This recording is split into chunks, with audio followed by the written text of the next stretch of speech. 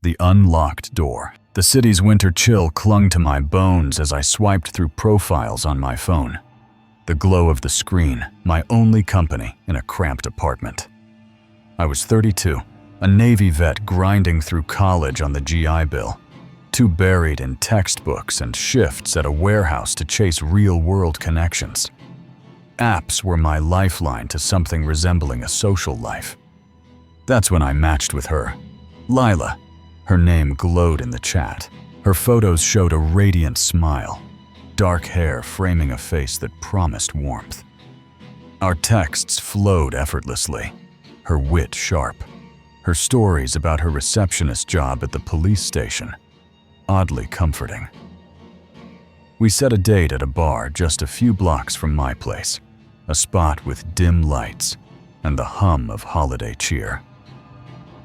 Lila walked in, and the room seemed to tilt. She was even more striking in person, her laugh cutting through the bar's chatter like a blade. We talked for hours, the kind of conversation that makes you forget the world outside. I found out that she worked in a non-op role at the police station, like a receptionist essentially. She mentioned a roommate, off visiting family for the holidays, and then, almost too casually, dropped a bombshell.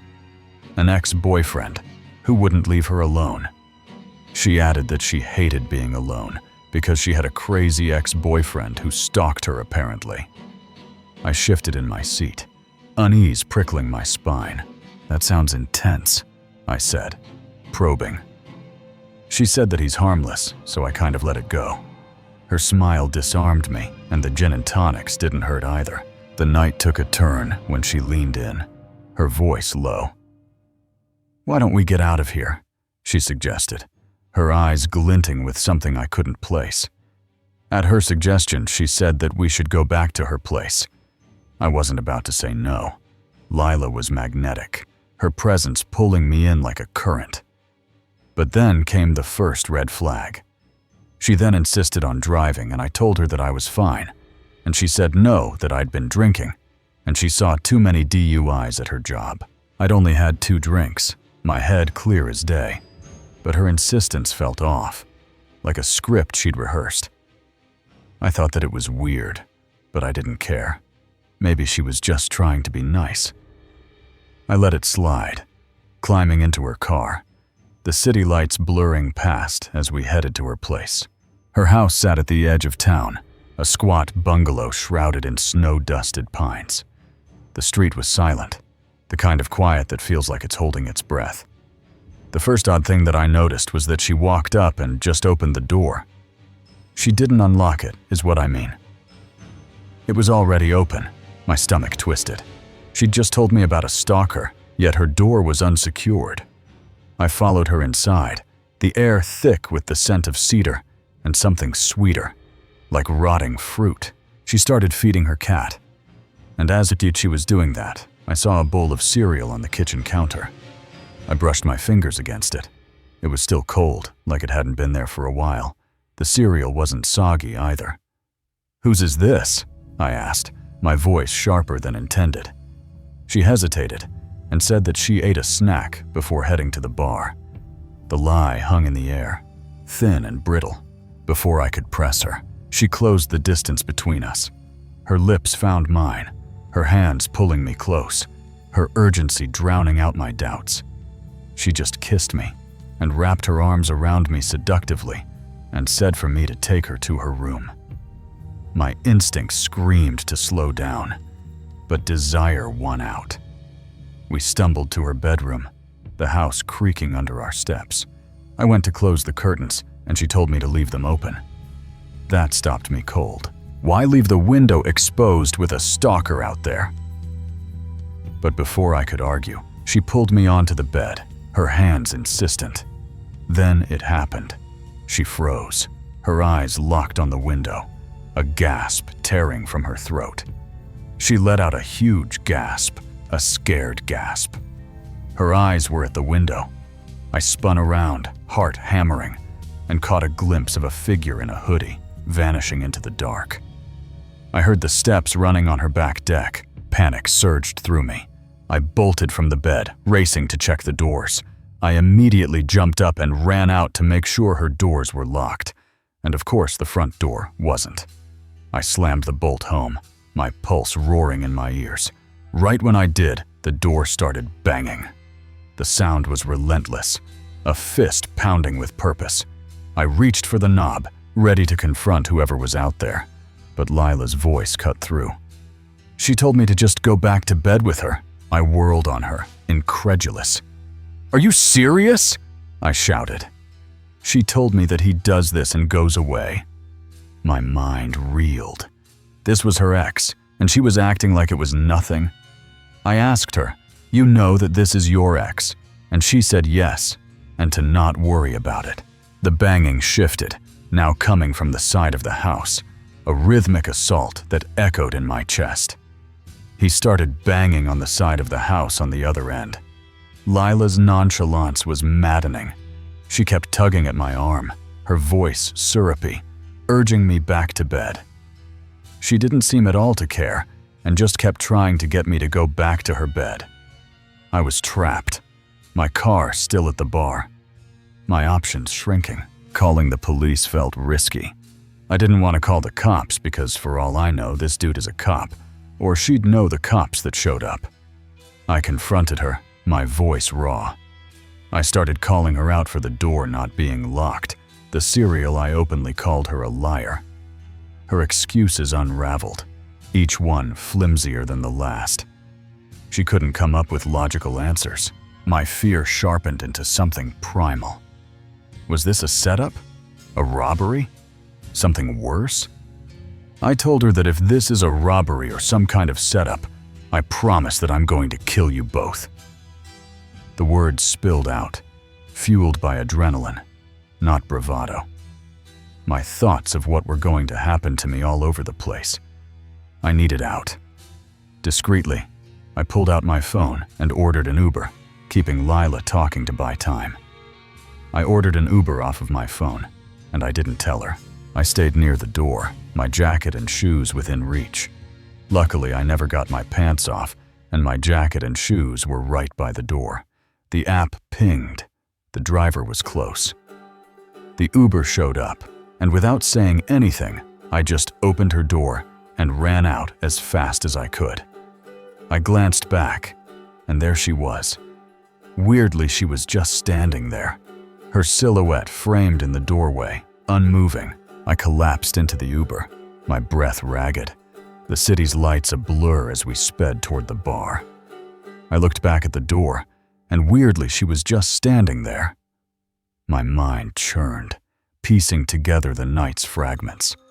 I don't believe the story of just a girl with a crazy ex.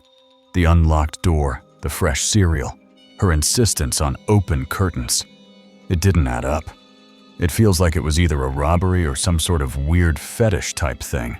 I reported her profile on the app, my fingers shaking as I typed. I reported her account on the Uber ride back to the bar. At the bar, I warned the bartender, a gruff guy who nodded grimly. I told the bartender as well if they ever saw her again just in case. Back in my apartment, the silence was deafening.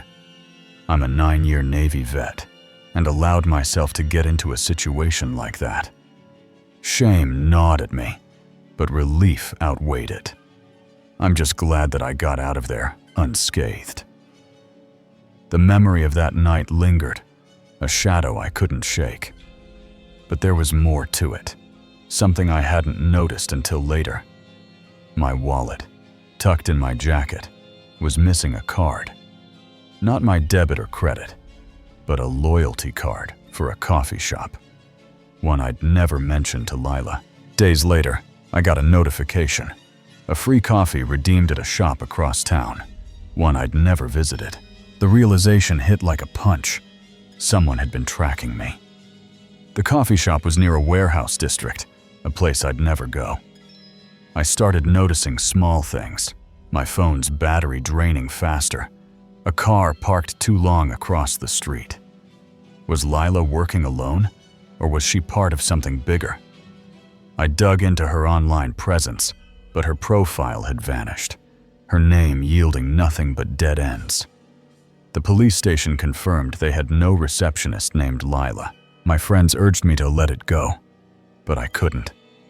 Every creak in my apartment now felt like a warning. I started carrying a knife, checking my locks twice, avoiding dating apps. The city I'd once found comforting now felt like a maze of threats. What had I stumbled into that night? A botched robbery? A psychological game? Or something darker, orchestrated by someone who knew exactly how to play me? The coffee card was my only clue, a breadcrumb leading nowhere. I stopped sleeping, my nights filled with the echo of that banging, the image of Lila's unmoving silhouette. I needed answers, but the truth felt just out of reach, buried in the shadows of that unlocked door. The echoes of William Wood, the double doors to the morgue's main office, stood ajar, their heavy steel frames glinting under the fluorescent lights. Beyond them, a blue shower curtain hung like a silent sentinel, veiling the mysteries of the room ahead. What secrets lingered behind that flimsy barrier? The air was thick with the sterile scent of antiseptic, but something else stirred, an unease that prickled the skin. To the right, a cramped office housed 3 desks and a towering filing cabinet, its drawers stuffed with the barest details of the departed. ID numbers, death certificates, and fleeting notes. To the left, a cavernous storage area loomed, its freezers humming softly, guarding bodies and specimens in an endless chill. Had anyone ever noticed the faint shadows that danced in the corners, unseen by the living? In that moment, the morgue felt alive, its walls whispering tales of those who had passed through. The narrator, the lab, was elbow-deep in the meticulous work of embalming, surrounded by 3 gurneys, each bearing a silent occupant. The day had started like any other, with the narrator absorbed in their tasks, handling 3 separate cases for nearly 3 hours without interruption. But the air was changing, growing heavier, as if the room itself was holding its breath.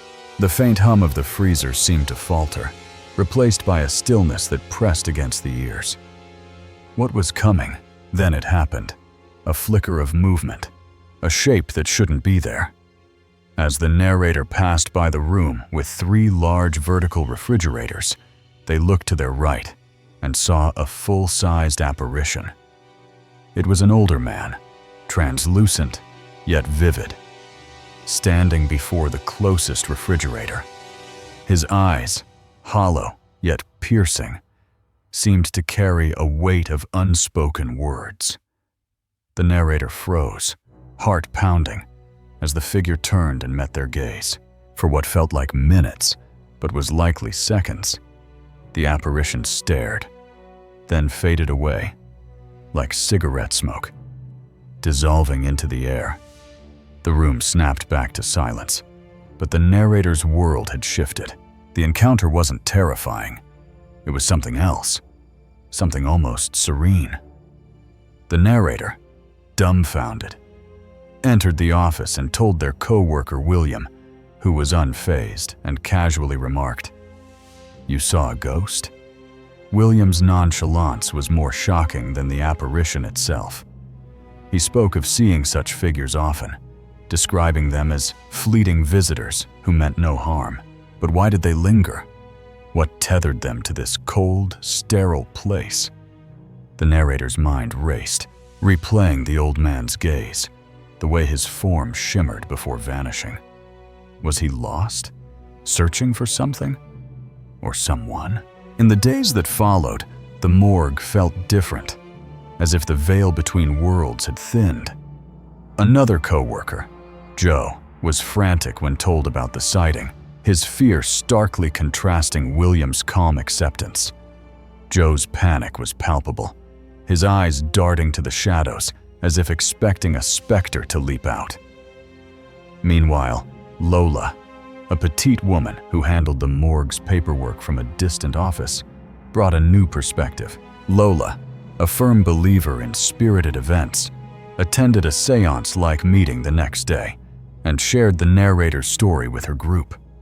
Her words carried weight, hinting at truths the narrator hadn't yet grasped.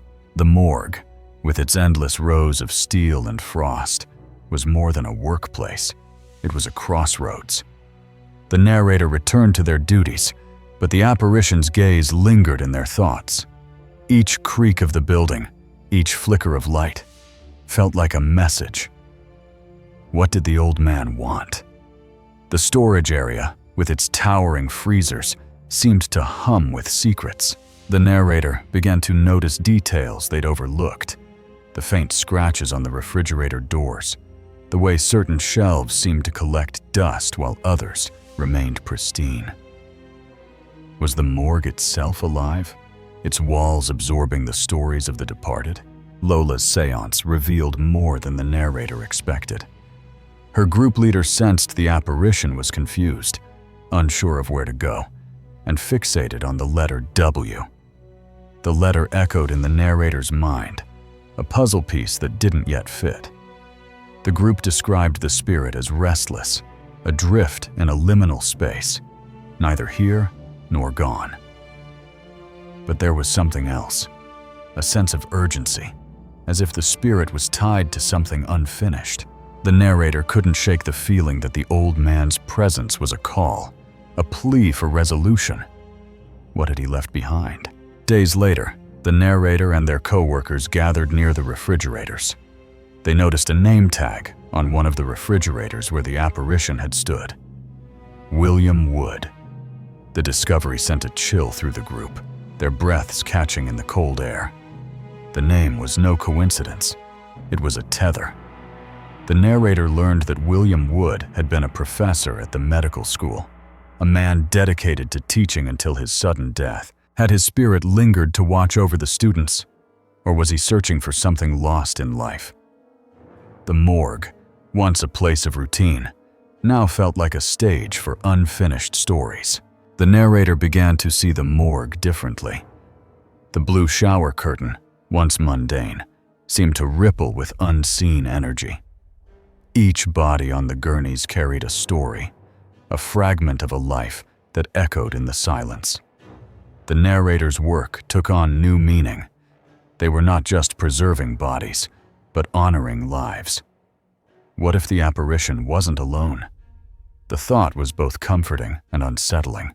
The morgue was a place of transition, where the living and the dead brushed shoulders, their paths crossing in fleeting moments. As weeks passed, the narrator grew attuned to the morgue's rhythm. The air seemed to hum with voices too faint to hear, stories too fragile to grasp. They began to notice patterns, a drawer that wouldn't stay closed, a light that flickered only at certain hours. Was William Wood still there, or had he moved on? The narrator spoke with Lola again, who shared that her seance group believed the spirit had found some peace. But the letter W lingered, a symbol of something unresolved. The narrator wondered if it pointed to William, the co-worker, or something deeper. A warning, perhaps, or a legacy. The morgue's double doors still stood as a threshold, but they no longer felt like a barrier.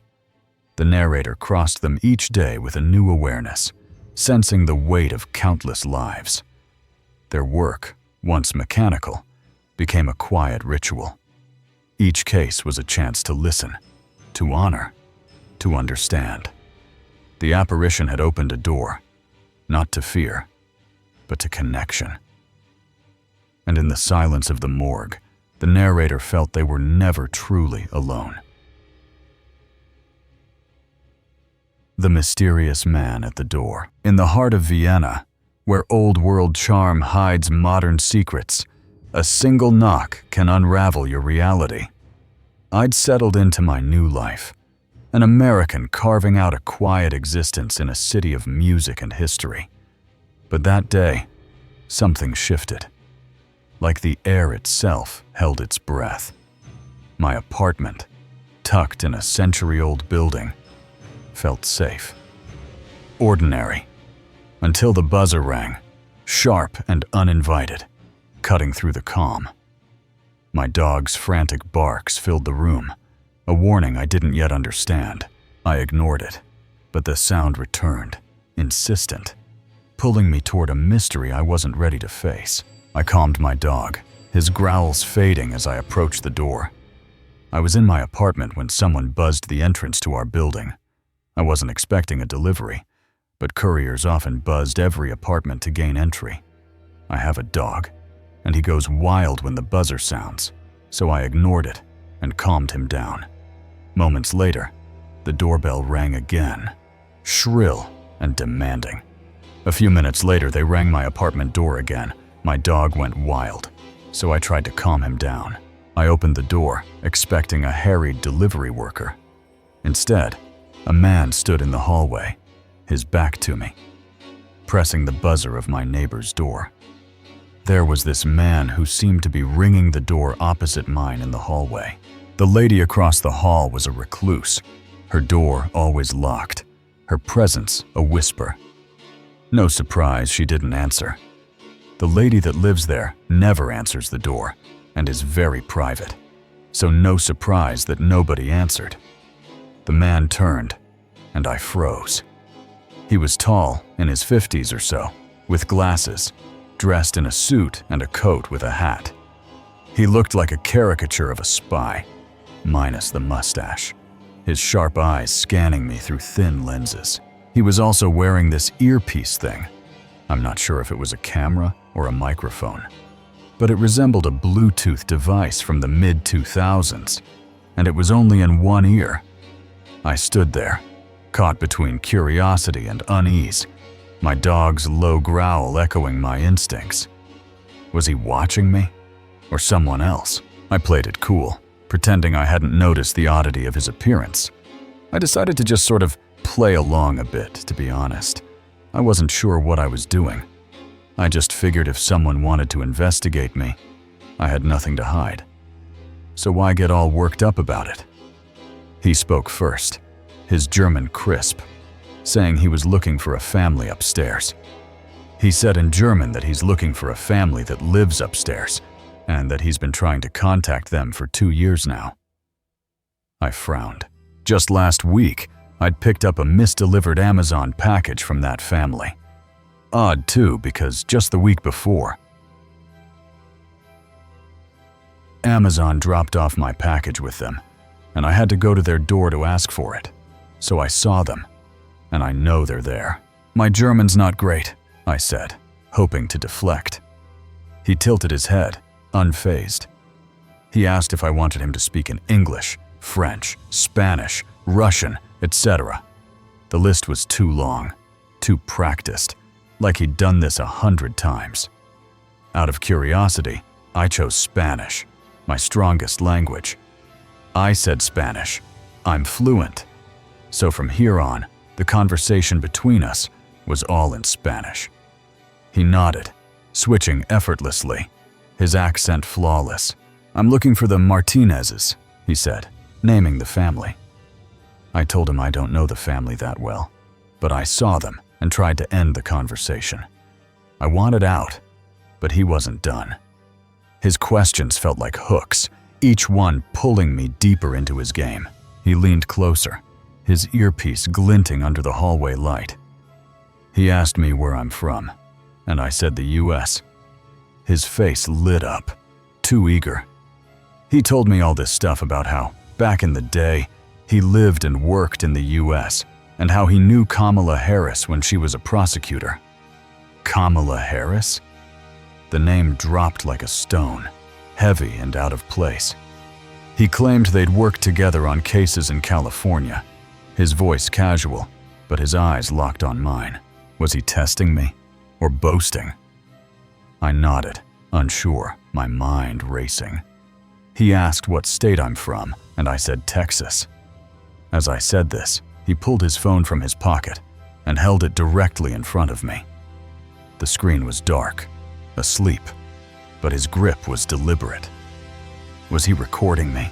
I started to think maybe he was audio recording, but the screen looked dark, as in the phone was asleep. His questions grew stranger. He asked what state 3 times, Nowhere in our conversation did he seem to have hearing problems. And all of a sudden, his phone was out, and he seemed like he couldn't hear me. Something was wrong, like a script gone off the rails. I stepped back, my dog's growls louder now. I got weirded out, so I circled back and told him I didn't have any other info about the family upstairs, said goodbye, and closed the door. He didn't protest, just nodded, his hat casting a shadow as he turned away. But the air felt heavier, like I'd dodged something I couldn't name. I locked the door, my heart pounding. Why had he buzzed my apartment, then rung my neighbor's door? I'm definitely still on edge and wondering about it. I mean, what was that weird earpiece thing? And if he were a spy, why make it so obvious? What about the phone thing? And if he was looking for me or wanted info about something? Why was he ringing the next door after I ignored the door to calm my dog down? I paced, replaying every word. Vienna was a city of secrets, but this felt personal. I checked the windows, the street below quiet, no sign of him. Had he been watching my building, or was I just a random piece in his puzzle? Days passed, but the encounter lingered. I started noticing things. Footsteps in the hallway too slow to be casual. A car parked too long across the street. I asked my neighbors about the man, but no one had seen him. The Martinezes upstairs were real, ordinary, but now I wondered if they were hiding something too. I dug online, searching for clues about investigators in Vienna. Earpieces, anything. Austria's history as a spy hub wasn't news, but this felt too close, too deliberate. I found stories of mysterious figures, unexplained devices, but nothing matched his description. Was he a private investigator, a con man, or something worse? I couldn't shake the image of his phone, held like a weapon. Had it been recording or transmitting? I started checking my own devices, half expecting to find something tampered with. My dog, usually calm, now growled at every sound. I reached out to a friend in security, who laughed it off but suggested I report it. The police were polite, but uninterested. Without evidence, it was just a story. I installed a camera at my door, its grainy footage my only defense. But the man never returned, or so I thought. One night, I saw him again, or someone like him. A figure in a hat, standing under a street lamp, his face obscured. My camera caught nothing, the footage blank. Was my mind playing tricks, or was he still out there? I started avoiding the hallway, using the back entrance. Vienna's beauty now felt like a mask, hiding eyes in every shadow. I told myself I was safe, that he'd moved on.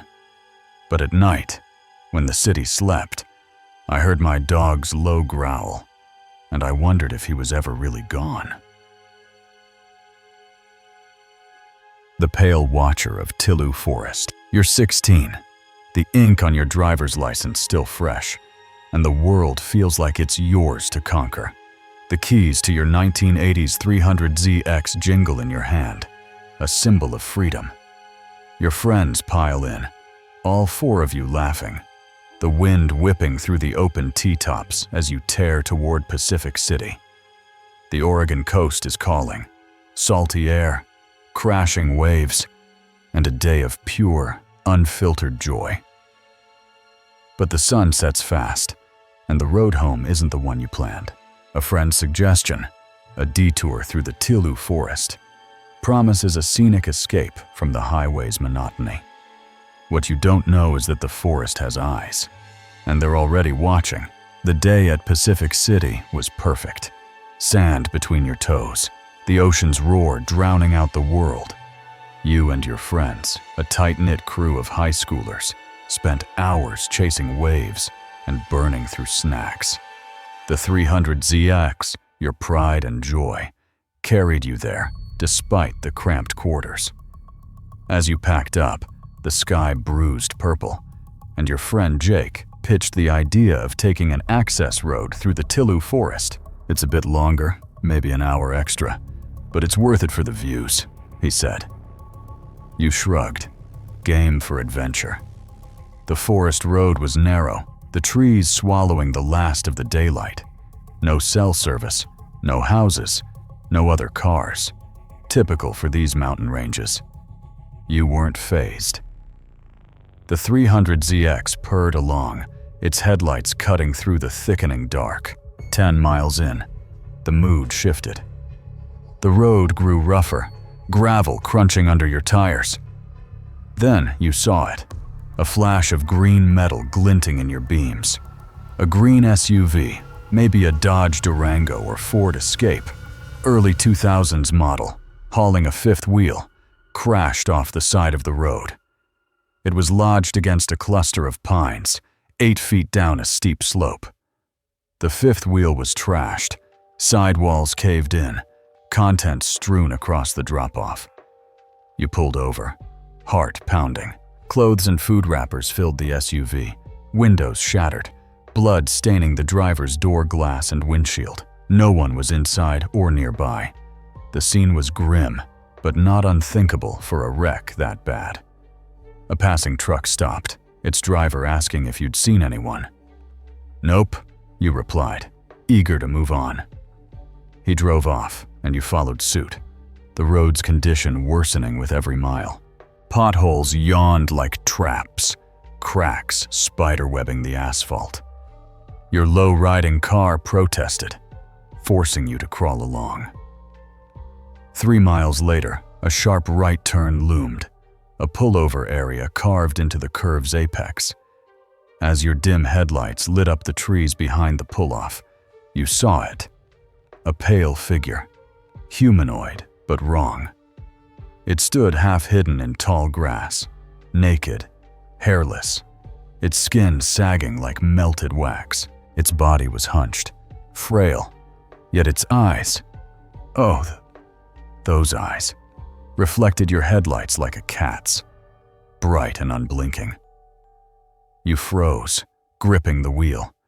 Its head turned, tracking your car as you passed, its gaze never breaking. Your friends gasped, craning to look back. "It's leaning out," Jake hissed. They swore it stepped forward, watching you vanish into the dark. Your heart slammed against your ribs. What was that thing? The car fell silent, the only sound the engine's low growl. You tried to laugh it off, a tweaker, maybe, wandering from the crash. But the image burned into your mind. No eyebrows, no hair, skin drooping on its cheeks, neck, arms, like someone who'd lost half their body weight overnight. It wasn't human, not really. The forest seemed to close in, the trees whispering secrets you couldn't hear. You pushed the gas, desperate to escape the road's suffocating grip. The discussion in the car was frantic. "That wasn't a person," your friend Matt whispered. "It moved wrong." Jake swore it had no face, just those glowing eyes. You didn't argue. The Tillu forest had shown you something it didn't want you to see. The road stretched on, endless and unforgiving. Every shadow seemed to move, every rustle a threat. You kept your eyes fixed ahead, refusing to glance into the rearview mirror. What if it was following? The 300ZX struggled over the pitted road, its suspension groaning. Your friends were quieter now, their earlier bravado gone. The crash site haunted you. The blood, the wreckage, the absence of life. Had the driver stumbled into the woods, injured and delirious? Or had something else taken them? The pale figure's stare lingered in your mind, its unnatural stillness a warning. You couldn't shake the feeling that the forest was alive, its secrets buried in the roots and shadows. Miles later, the road finally widened, spitting you out onto a familiar highway. Relief flooded your veins, but the fear clung like damp rot. You didn't speak much on the drive back to Portland. The city lights felt like a lifeline, pulling you back to reality. When you dropped your friends off, their goodbyes were clipped, their eyes darting to the shadows. You parked the 300ZX in your driveway, its engine ticking as it cooled. Sleep didn't come easy that night. The pale watcher's eyes followed you into your dreams, glowing in the dark corners of your mind. You told yourself it was a one-off, a trick of the light, but the unease never left. Weeks passed, and you buried the memory. The story only came up when friends swapped ghost tales, and even then you downplayed it. You sped home that night and shared the story sparingly, mostly when paranormal topics arose. But in July 2023, a conversation changed everything. You were cruising the trails of Dixie Mountain with your girlfriend's brother, Liam, and his friend Ethan. The topic turned to creepy experiences, and you recounted the Tillu Forest encounter. Ethan's face paled. He'd seen the same crash, a green SUV wrecked off that same road. He pulled out his phone, showing you a photo of the exact vehicle, its bloodied windshield unmistakable. "I didn't see any creature," he said, "but that wreck gave me the chills." The coincidence was too much. Something was wrong with that forest. Ethan's story unraveled you. Had the pale watcher been waiting for you, or was it tied to the crash? You dug into local lore, scouring forums and old books on Oregon's wilderness. The Tillu Forest had a reputation. Hikers reported strange lights, whispers in the trees, and sightings of things that didn't belong. Some called it a Wendigo, others a skinwalker. But no name fit what you'd seen. Its sagging skin, its glowing eyes, its silence. They defied explanation. You and Liam became obsessed, piecing together stories of missing campers and abandoned vehicles. The forest was a graveyard of secrets, and you'd stumbled into one. You swore you'd never return to that road, but the pale watcher wasn't done with you. Months later, you found a crumpled note in your jacket pocket, one you didn't remember picking up. Scrawled in shaky handwriting were the words, "It sees you." Your blood ran cold. Had you brought something back from the forest? The note's origin was a mystery, but its message was clear. The Tillu Forest wasn't just a place, it was a hunter, and you were its prey. The pale watcher became your shadow. Every creak in your house, every flicker of a streetlight, felt like its gaze. You moved on with life, school, friends, your girlfriend, but the forest's grip tightened. You started noticing patterns, crows circling your car, strange scratches on your 300ZX's hood, always in threes. Liam urged you to let it go, but you couldn't. You tracked down an old park ranger who'd worked the Tillu Forest in the 90s. His hands shook as he spoke of the Thin Man, a creature locals swore haunted the ridges. "It don't chase you," he whispered. "It waits." His words sank into your bones. One night you dreamed of the crash site. The SUV burned, flames licking the trees. But the pale watcher stood untouched, its eyes locked on you. You woke, gasping, the room freezing despite the summer heat. Your girlfriend found you staring out the window, searching the dark for something you couldn't name. She begged you to see a therapist, but you refused. This wasn't in your head. The forest had marked you, and it was coming closer. You started carrying a knife, checking your locks twice, sleeping with the lights on. The rational part of you screamed to move on, but the fear was louder. Your obsession led to a local cryptozoology meetup. A woman there, a retired librarian, shared a story from 1978. A logging crew had found a wrecked trailer in the Tillu Forest, its driver missing. Near the site, they saw a pale thing with glowing eyes, hunched in the underbrush. The description matched yours perfectly. She handed you a grainy Polaroid from the crew's records, a blurry figure, too tall, too thin, staring at the camera. Your stomach churned. The librarian warned you to stay away from the forest. "It knows your name now," she said. You didn't want to believe her, but the note in your pocket burned against your chest. The final straw came a year later. You were driving home from a late shift, the highway deserted. Your headlights caught something on the shoulder, a pale, hunched shape, its eyes flashing like mirrors. You swerved, nearly crashing, but when you looked back, it was gone.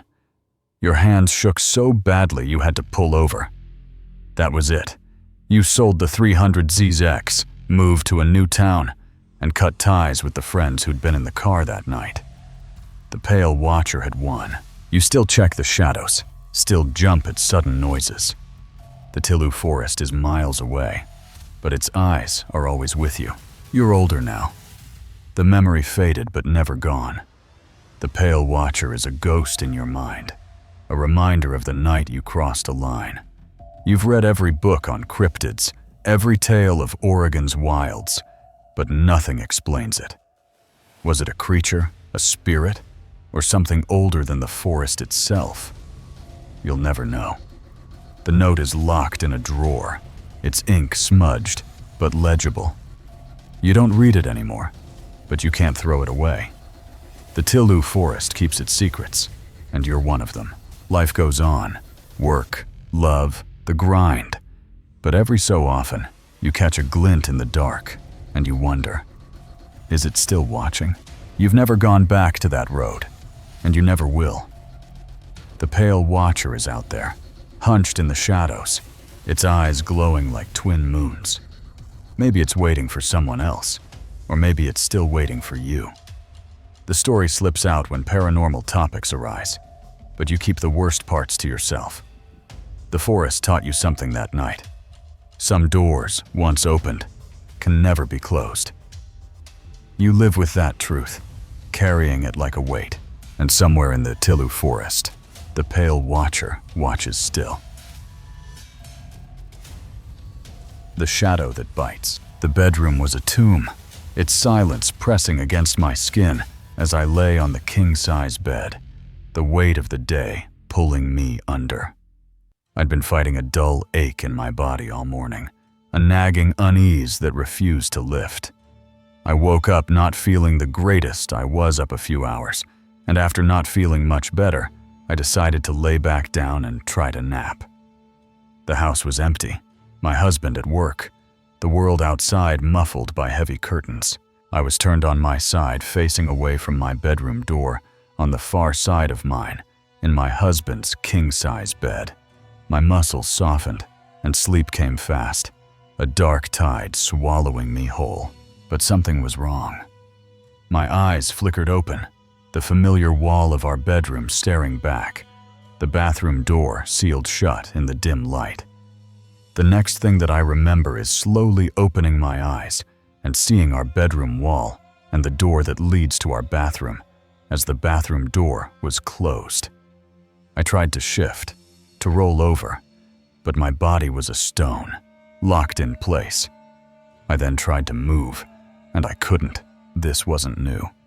I'd been trapped in sleep paralysis since I was a kid, my mind awake while my body betrayed me.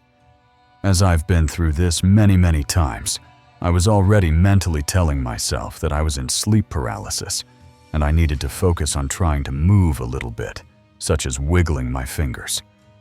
I focused on my hands, willing a twitch, but fear was already clawing at my chest. I'm already feeling scared, and I can feel my heart racing. Then came the sound. A sharp, deliberate creak from behind me, the bedroom door swinging open, then slamming shut. I then hear the sound of our bedroom door open and close behind me. My heart leapt, hope flaring. My husband, checking on me, ready to shake me free from this nightmare. I immediately thought that it was my husband coming in to check on me. But hope died as heavy footsteps thundered around the bed. Not my husband's steady tread, but something frantic, predatory. I heard heavy stomping running around the bed until they stopped directly in front of me. My breath caught as a shape loomed into view. A towering black figure, featureless, its edges blurring into the shadows. I see a very large and tall black figure standing in front of our bathroom door. It was him. The same specter that haunted my paralysis episodes. A faceless void that carried the weight of dread. This is the same figure that I encounter in almost all of my sleep paralysis experiences. I can never make out any features. I wanted to scream, to run, but my body was a prison. Then he moved. Fast. Too fast. Lunging at me like a beast unleashed. The large figure lunges at me. The bed groaned under an impossible weight, my ribs screaming as if caught in a vice. I feel the heavy weight of this thing on my body, and it feels like it's crushing me, especially in my ribs. I was still on my side, arms tucked under the pillow, defenseless. I'm still laid on my side with both of my arms pulled up, and my hands are tucked under my pillow. Pain exploded in my wrist, a searing, gnashing pressure, like teeth sinking deep. I feel teeth burying into my wrist. It wasn't just pain, it was a violation, a sickening mix of pressure and a crawling, tickling horror that made my skin recoil. It's an intense feeling of pressure pain and almost a tickling sensation, and it's one of the worst things that I have ever felt. I squeezed my eyes shut, fighting to move, to scream, but nothing came. I'm trying to thrash away and trying to scream, but I'm still completely paralyzed. The thing's presence shifted, its weight pinning me as I felt that awful mouth again, now along my ribs, biting, releasing, biting again. I feel like I have no air left in me, and I'm never able to even make a sound. But I can literally feel this thing's mouth opening and closing in different spots along the side of my ribs. My mind was a storm of panic, pleading for release. I'm mentally screaming and pleading to snap out of it. Then, like a cord snapping, I jolted upright, gasping, drenched in sweat. The next thing I know, I sit straight up in bed, my heart is racing. I'm broke out in a cold sweat. The room was empty, the bathroom door still closed, no trace of the figure. After my eyes dart around the room and I find it to be completely empty. My ribs tingled, my wrist throbbed. I yanked up my shirt, heart sinking as I saw it. The whole left side of my ribcage is bright red. Like something or someone has been there. No broken skin, but the angry red marks were undeniable. The skin is not broken, but the whole left side of my rib cage is bright red. I'd read every article, every study on sleep paralysis. I've done a good amount of research on sleep paralysis, and I understand the scientific explanation for it. The brain misfires, the body locks, hallucinations creep in. But this? Waking up with physical marks from these experiences that is brand new to me. Science couldn't explain the red welts, the lingering pain. I have had a ton of anxiety when it's bedtime ever since this experience. Night after night, I lay awake, dreading sleep. The darkness now a threat. I find it a bit hard to believe that there's nothing evil or demonic about these sleep attacks. The marks faded over days, but the fear didn't. I started noticing things, small things. The bedroom door, always locked at night, was ajar one morning. A faint scratch mark on the bathroom door, too high for my husband or me to have made. Was it just my mind, frayed by sleepless nights, or was something lingering? I bought a sleep monitor, hoping data would ground me. It recorded spikes in my heart rate, moments of thrashing I didn't remember. One night it caught audio, a low, guttural hum. Not my voice, not my husband's. I played it back, my blood running cold. The sound too close to the stomping I'd heard. I confided in my husband, who urged me to see a doctor. The sleep specialist prescribed pills, talked about stress, but her eyes lingered on the photo I showed her of my ribs, the red marks stark against my pale skin. She had no answers. I started sleeping with a light on, a knife under my pillow, anything to feel less helpless. Online forums were no help. Stories of shadow figures were common, but physical marks rare, dismissed as psychosomatic. Yet I found one thread, buried deep, about a woman who'd felt bites, found welts, and later saw her shadow figure in daylight, standing at her window. My husband installed cameras, motion sensors. They caught nothing, but I felt watched, the air in the house heavier each night. I stopped trusting the darkness, the quiet, the safety of my own bed. I began researching beyond science, folklore, old texts about entities that feed on fear, that cross into our world when we're vulnerable. The more I read, the less I slept. What if this thing wasn't a hallucination?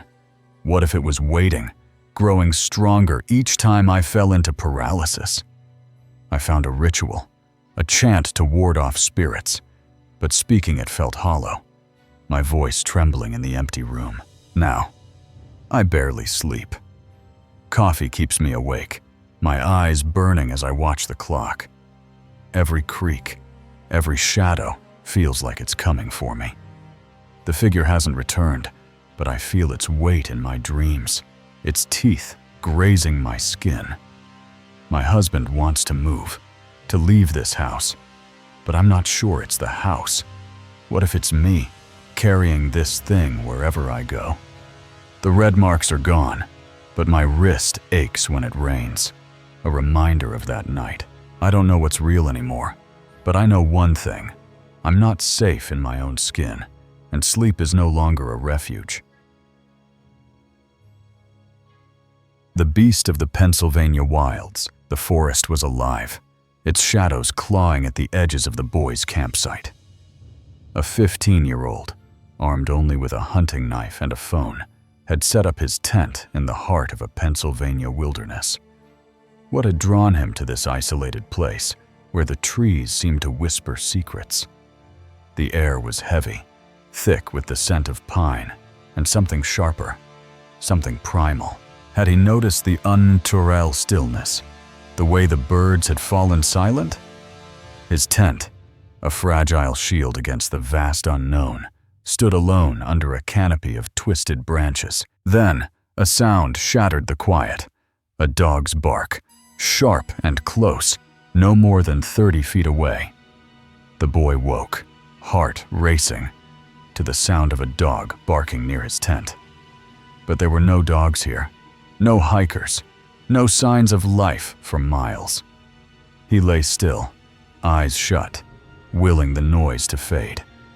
What was out there, watching from the darkness?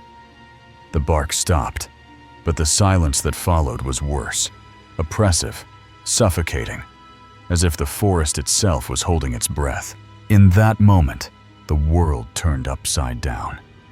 A massive hand tore into the tent, ripping him from his sleeping bag and into the night. The boy's scream caught in his throat as he faced a creature from a nightmare. It stood 7 to 8 feet tall, its pink skin glistening under the moonlight, with slit-like eyes and no nose, its muscular frame radiating raw power. Its breath, heavy and guttural like a bull's, filled the air with menace. The boy was paralyzed, his body refusing to obey as the creature lifted him, its grip like iron. What did it want? The boy noticed a device on its wrist, glinting like a watch, its surface etched with strange symbols. Was this thing from another world, or something older, born of the Earth's forgotten depths? The creature's eyes, cold and unblinking, locked onto his, searching for something. Time stretched, each second an eternity of terror. Then, with a sudden jolt, the creature dropped him, only to seize his leg and slam him against the ground, again and again. The pain was blinding, but the boy's mind clung to a single thought: survival. When the ordeal ended, the creature vanished into the forest, leaving the boy broken, but alive. It placed him back in his tent and wandered off. The boy lay there, trembling, his prayers to Jesus echoing in his mind. The night swallowed the creature's footsteps, but its presence lingered, a weight that pressed against his chest. What had he encountered, and why had it spared him? The forest was no longer a refuge. It was a predator's domain. The boy, battered and in pain, called 911, but hung up, knowing no one would believe him. His story sounded like madness, a towering beast with alien technology, a creature that toyed with him and left without a trace. He texted his aunt, fingers shaking, but her phone remained silent. Was he alone in this nightmare, or was the creature still watching?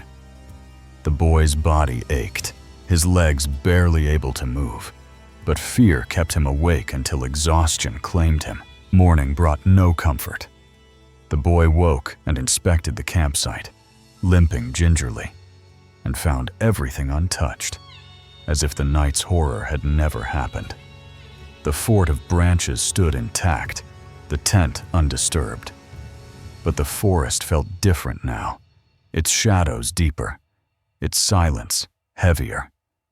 Had the creature left a mark, or was it still out there, waiting?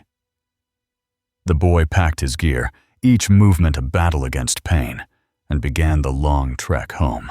Every snap of a twig sent his heart racing. Back in the safety of his room, the boy's mind replayed the encounter.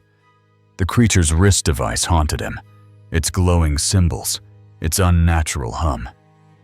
He researched local legends, hoping for answers. The Pennsylvania wilds were steeped in tales of strange beings, shadow walkers, skin changers, things that didn't belong. But none matched what he'd seen.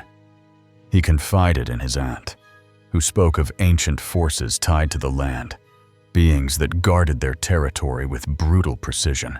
Was the creature a guardian, or something else entirely? The boy never returned to the forest. Its pull was gone, replaced by a primal fear that clung to him like damp earth. He kept the hunting knife close, a useless talisman against a force he couldn't comprehend. At night, he dreamed of slit-like eyes and bull-like breaths, waking in a cold sweat. The device on the creature's wrist became an obsession, a clue to a mystery he couldn't solve. Was it watching him still from some hidden place beyond the trees?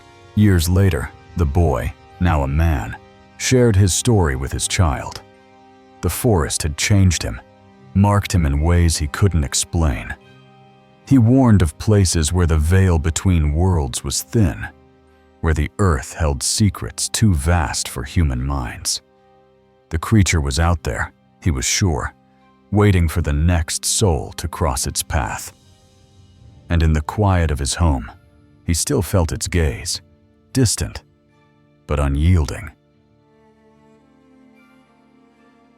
The crowbar stranger in the studio, in the dim basement of a bustling retail store where shadows cling to every corner. A single sound can shatter your sense of safety. I was 19, a young woman, working at a photo studio tucked away in a forgotten nook, a place where families came to capture smiles, not fear. That day, the air felt wrong, heavy with an unspoken warning. My shift was routine, or so I thought, until a stranger's presence turned my world upside down. His eyes, cold and vacant, locked onto mine, and I knew I was no longer in control. The tool in his hand wasn't a prop. It was a threat, and I was alone.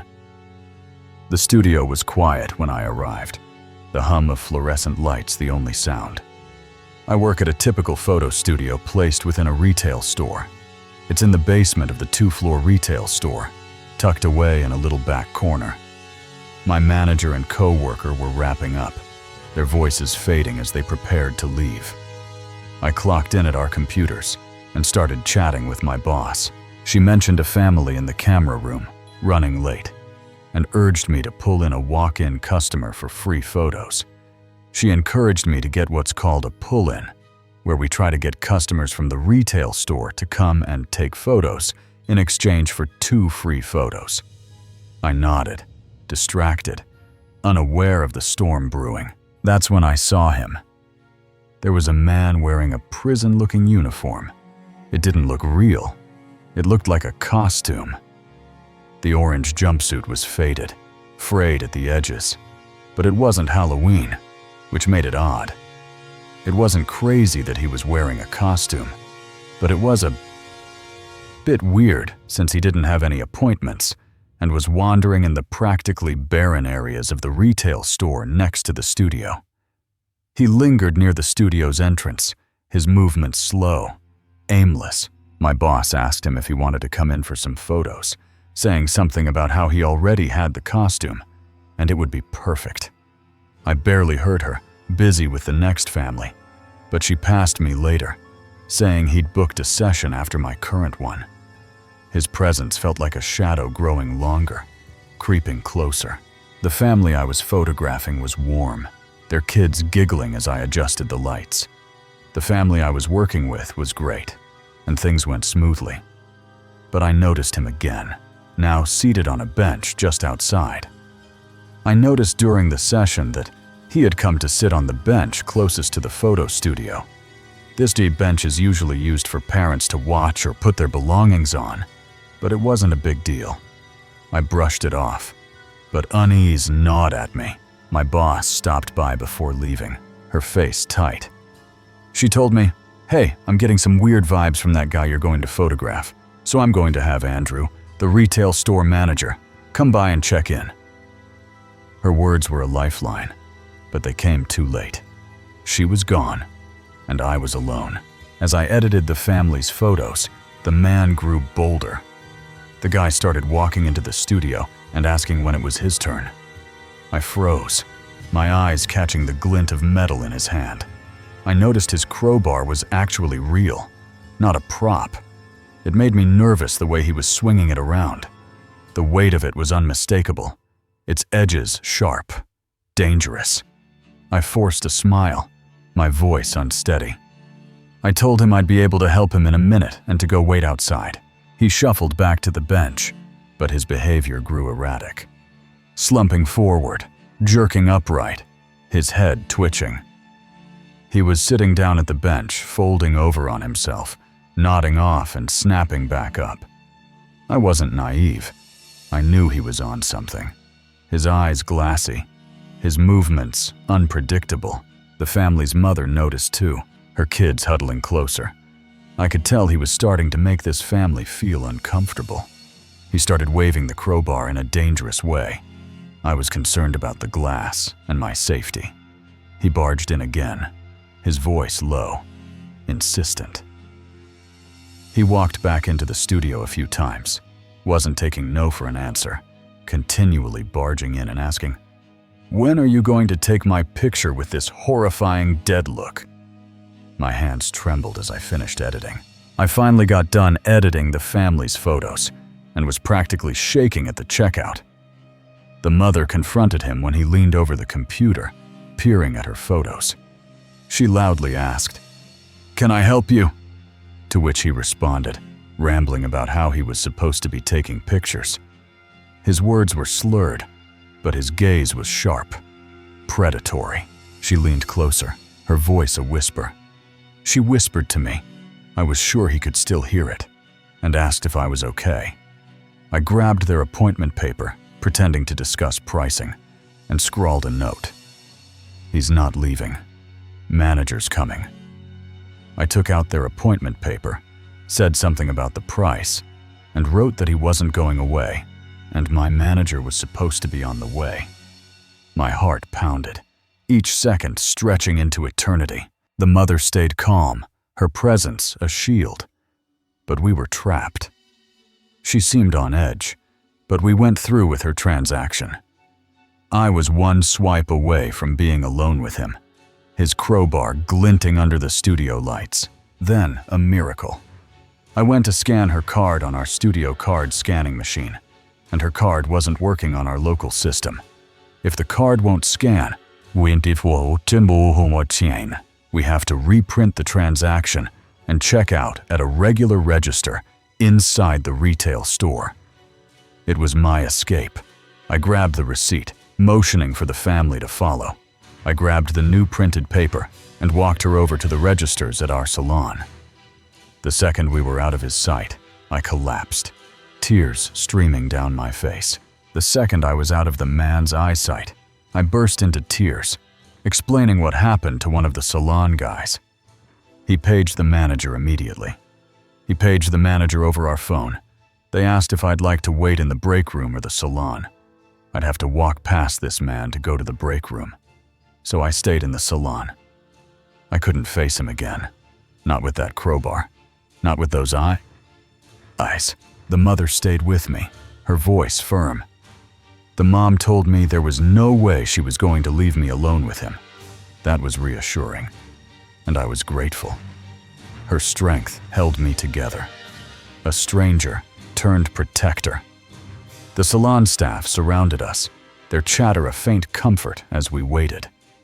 I had to wait it out for them to kick him out. The manager got another guy, and they both went to confront him. Minutes dragged on, my stomach twisting.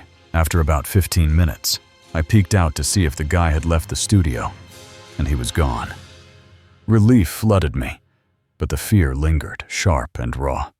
I returned to the studio, the empty space now a cage. I didn't have any other appointments that night, but I still had to sit alone in that studio, and every time the elevator went off, it startled me. Each hum, each creak sent my pulse racing. I locked the door, my hands shaking, and sat in the dim light, replaying his dead-eyed stare. Had he been watching me before? Was he coming back? Later, the manager stopped by, his face grim. The manager came by and checked in on me. I asked about the guy, and he told me that this man became absolutely furious, causing a scene, threw his crowbar to the ground near the manager, and after getting more security, they escorted him out. The image of that crowbar crashing down haunted me, a reminder of how close I'd come to danger. I couldn't leave alone. I was supposed to wait outside for an Uber, but I decided to wait in the studio and got a ride home from my mom. The drive home was silent, my mind stuck on that man, his crowbar, his eyes.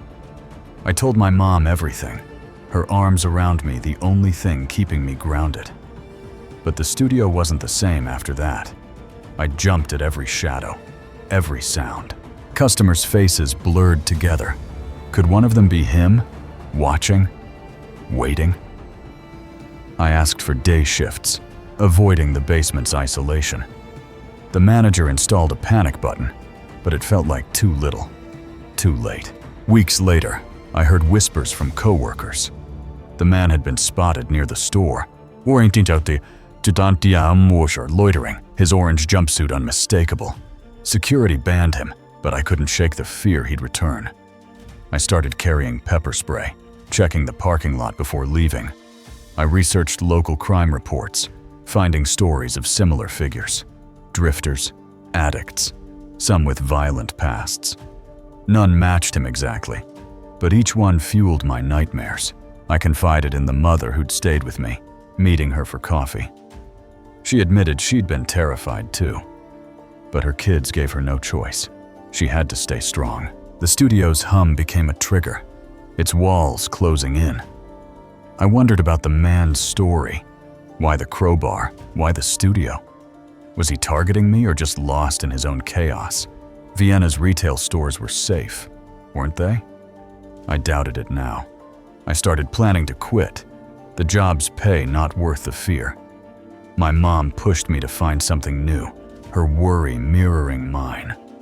But every night as I locked the studio door, I saw his face, his crowbar raised, and I knew some shadows never fade. The shadow doppelganger, you're home, curled up in bed. The world outside silent. It's 5 a.m., the hour you'd normally be leaving the warehouse after a grueling night shift. But you're not there. Not tonight. Not for weeks. You're on leave. Your keycard useless. Your return to work stalled by paperwork. So why are people texting you, swearing they saw you at the store? 6 people, including your own brother, claim you were there, walking your usual path, staring straight ahead like a ghost. The warehouse job is a grind. 8 p.m. to 5 a.m., hauling boxes under flickering fluorescent lights. You're 30, a mom, juggling kids and a commute that eats up 40 minutes on bad days. After work, you stop at the grocery store to grab dinner or snacks for your kids. Your brother, a morning shift manager, works the produce section with 2 coworkers. It's in the back, behind a swing door with 2 large windows. You'd tap the glass, wave, and head home. Routine, comforting, yours. But 3 months ago, you went on leave for personal reasons. Your return was set for last week, but the paperwork's still pending. No one at work knows you're coming back. It's handled by a department in another state. Last night, your phone buzzed. A team leader texted, saying she understood your intent to return to work. It was odd. They're not supposed to contact you on medical leave. You replied, explaining your paperwork was pending and the LOA department would reach out. She thanked you, then asked if you'd forgotten the doctor's paperwork. What? You were baffled, but brushed it off, promising to follow up. You went to bed around 5 a.m., exhausted. Then another text came. A coworker asked why you left early. You ignored it, assuming a mix-up. But 30 minutes later, another message. I heard you came back to work today but left. You texted back, denying it, asking who said so. The reply chilled you. Anna saw you walking to the office. The office. You need a keycard to get in, and yours is deactivated during LOA. It takes 2 weeks to reactivate, and Sundays are quiet.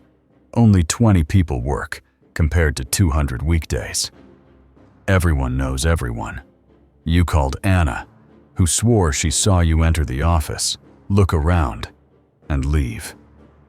Another coworker claimed the same, but at a different time, heading to the parking lot. This wasn't possible. You were home, in bed, miles away. You tried convincing yourself it was someone else, a look-alike, maybe. But the texts kept coming. Your brother messaged an hour later, asking why you didn't say hi by the onion table. He was confused, insistent. He and his 2 coworkers saw you there, staring straight ahead, walking past without a word. He texted at 6:20 a.m., your usual post-shift time. 6 people saw you at different times, in different places, following your exact routine. You were home the whole time. Panic clawed at your chest. You called your mom, voice shaking, trying to ground yourself, but the truth was inescapable.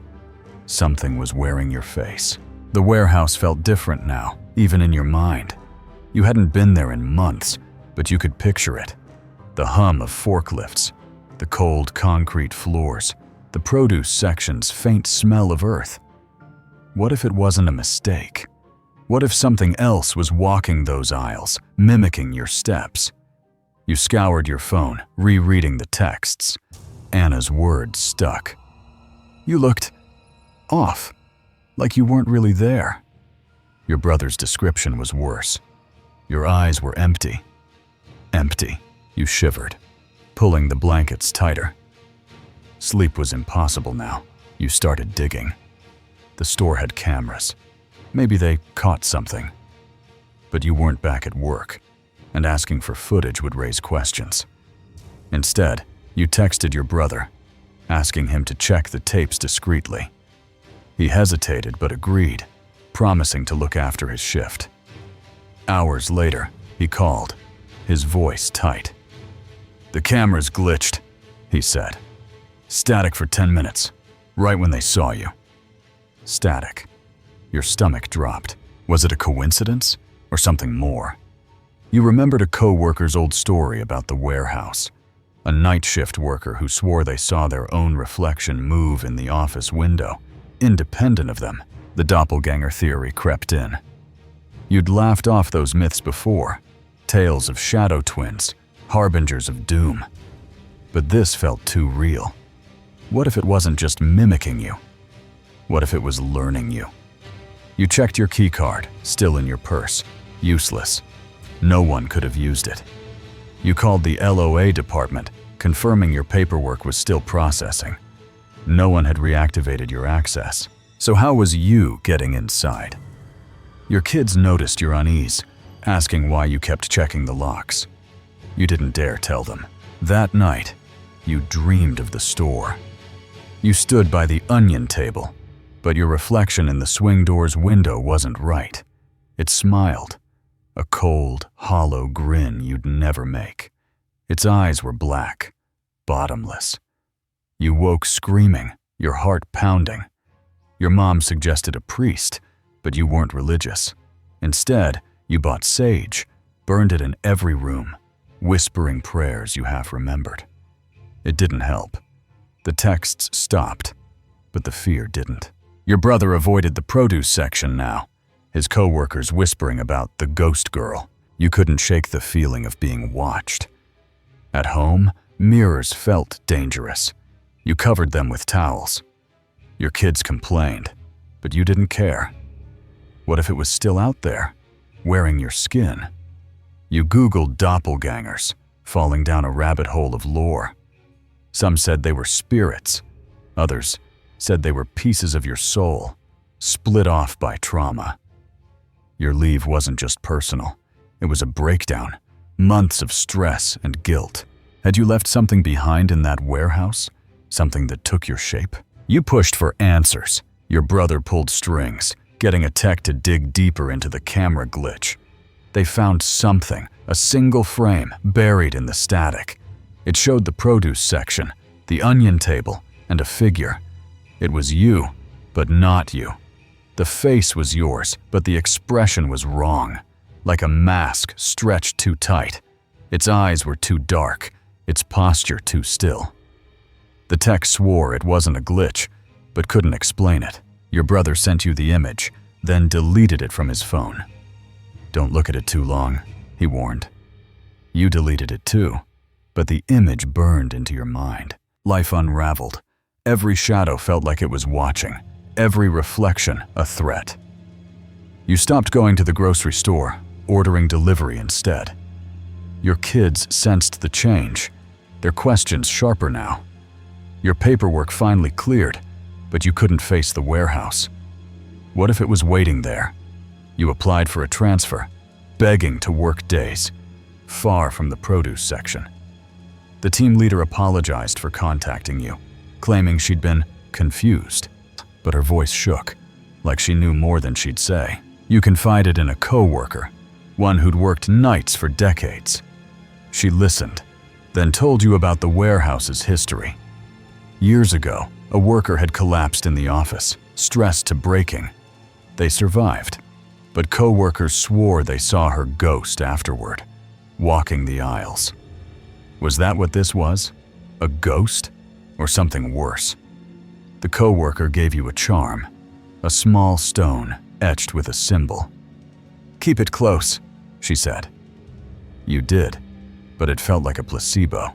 Months later, you took a new job at a different warehouse, far from the store. The doppelganger didn't follow, at least, not yet. But you still check mirrors, still flinch at sudden texts. You can't stop thinking about it, especially since no one could have entered the office without a card. The charm stays in your pocket, a fragile shield.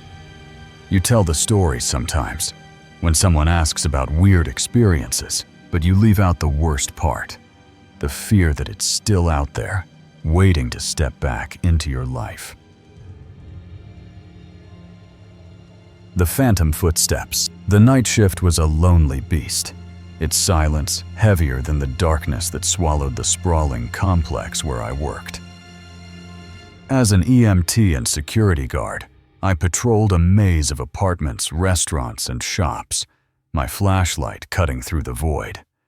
I worked as an EMT security at a very large facility with multiple apartments, restaurants, shops, etc.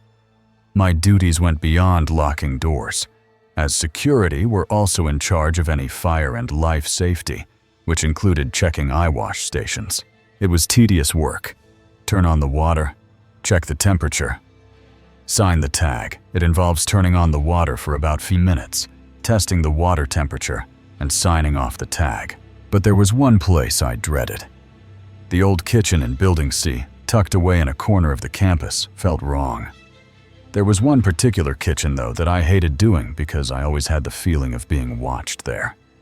The air was thick, the shadows too sharp, especially when the campus lights were off, which was so much worse when all the lights in the campus were off.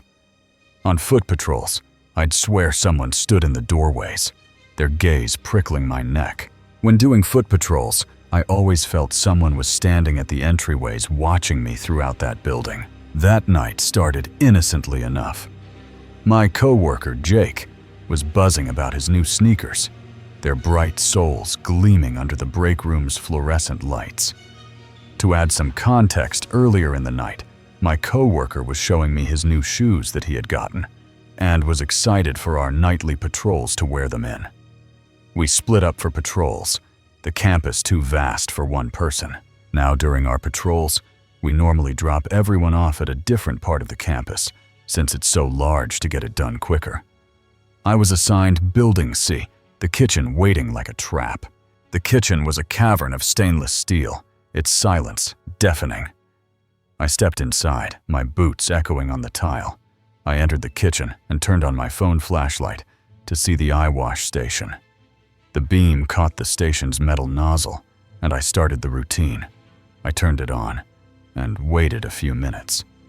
Water hissed, steam curling in the cold air. I shut it off, grabbed the tag, and began writing the date. I then turned it off and started filling out the tag, and while writing in the date, then I heard it. Footsteps. Deliberate. Close. My pen froze. In my peripheral vision, I caught a glimpse of legs, shoes just 2 feet away. White soles, just like Jake's new kicks. I heard footsteps and saw legs and shoes maybe about 2 feet away from me. Out of my peripheral, they looked like my friend's new shoes. I chuckled, thinking he'd snuck up to mess with me. I sort of giggled and said, "Wow, you really are trying to break them in. How did you finish your building so quickly?" But no laugh came, no reply. After no response, I quickly looked up, and I saw no one there. My stomach dropped, the air turning to ice. I spun around, flashlight sweeping the kitchen. Empty. My heart sank pretty quickly. Then Nick's voice crackled over the radio, clear as day. "Building a clear. Heading to B." He was across the campus, nowhere near me. I then heard my friend call out over the radio that he had cleared his building and was into the next one way across the campus. I searched the kitchen, every corner, every shadow. Nothing. I did do a quick walk through the kitchen, and I found no one there. The memory burned into me, sharp and unmakeable, which really freaked me out. I tried to chalk it up to exhaustion, the late hour playing tricks. I tried to tell myself that I was just tired, but the stories from coworkers, whispers of footsteps with no source, shadows that moved, made me doubt. I've heard so many coworkers tell stories about that building that really, I'm not so sure. I never felt safe in that kitchen again. Each shift a test of nerve. Weeks later, I found something that shook me deeper. A maintenance log, tucked in a dusty office, mentioned Building C's kitchen being sealed off years ago after an accident. A worker found unresponsive, no cause determined. I started noticing more. My flashlight flickering only in that kitchen, the radio static spiking when I passed the doorway. Was it just the building, or something tied to me? I requested a transfer, but the feeling of being watched followed. faint but persistent. Every step I took echoed with those phantom footsteps, a reminder that some things don't stay in the dark. Shadows beyond the treetops, the forest encircling the house pulsed with an unseen energy, its treetops swaying under a sky too vast, too knowing. The narrator's home, nestled deep within a forest, was haunted by vivid dreams of UFOs, lights hovering silently above the trees, descending closer with each passing night. What called them here, to this quiet corner of the world? The air was thick, not with sound, but with a silence that pressed against the skin, heavy and deliberate. Had the forest always watched? Or had something new arrived? In the dreams, the lights danced. Impossible, jagged movements, darting at speeds no machine could match. The lights moved in strange, impossible ways, stopping suddenly and hovering without a sound, their presence suffocating. They weren't just lights, they were eyes, staring from beyond the veil. The narrator woke, heart pounding, the silence of the dream clinging to the room. Was it a dream or a message? The forest outside seemed to hum, its shadows shifting as if guarding a secret. Then, the paralysis came. A thief in the night. During sleep paralysis, the narrator woke fully aware, but unable to move, a crushing weight on their chest, shadows gathering at the edge of their vision. Short, dark figures loomed, their outlines flickering like static, whispering in a language older than words. Sometimes, glowing orbs, red and orange, the size of volleyballs, hovered, pulsing with an energy that chilled the blood. What did they want, these visitors who came uninvited? The house itself was no sanctuary. Objects moved on their own, lights flickered, and a strange voicemail appeared with no missed call. A voice whispering in an unidentifiable language. The voicemail played on repeat in the narrator's mind, its words a puzzle with no solution. Doors creaked open in empty rooms, and the air grew heavy in certain corners, as if the house held its breath. Was it the forest, the lights, or something older, woven into the walls? The narrator's wife, ever practical, began to question her own skepticism. Even she, a rational woman, couldn't explain the glowing orbs captured on their security cameras, gliding across the yard with purpose. The footage was undeniable, lights reflecting off the car, triggering motion sensors in the dead of night. The narrator's children, oblivious to the strangeness, played under the same roof where cats stared at empty corners and dogs avoided certain rooms. What did the animals see that humans couldn't? The house was a nexus, a point where worlds collided. The family's dogs refused to enter certain areas, while cats stared at empty corners as if watching something invisible. The narrator began to notice patterns, a glass sliding across the table, a shadow flitting past a window. The forest outside was no longer a backdrop. It was a participant, its trees leaning closer as if to listen. Had the lights always been there, waiting for the right moment? The narrator's dreams grew sharper, each one a fragment of a larger truth. The orbs on the cameras were only the beginning. One night, a shadow passed over the yard, blocking the moonlight with no visible source. A shadow rotated steadily above the house, captured on the backyard camera, with nothing in the sky to cast it.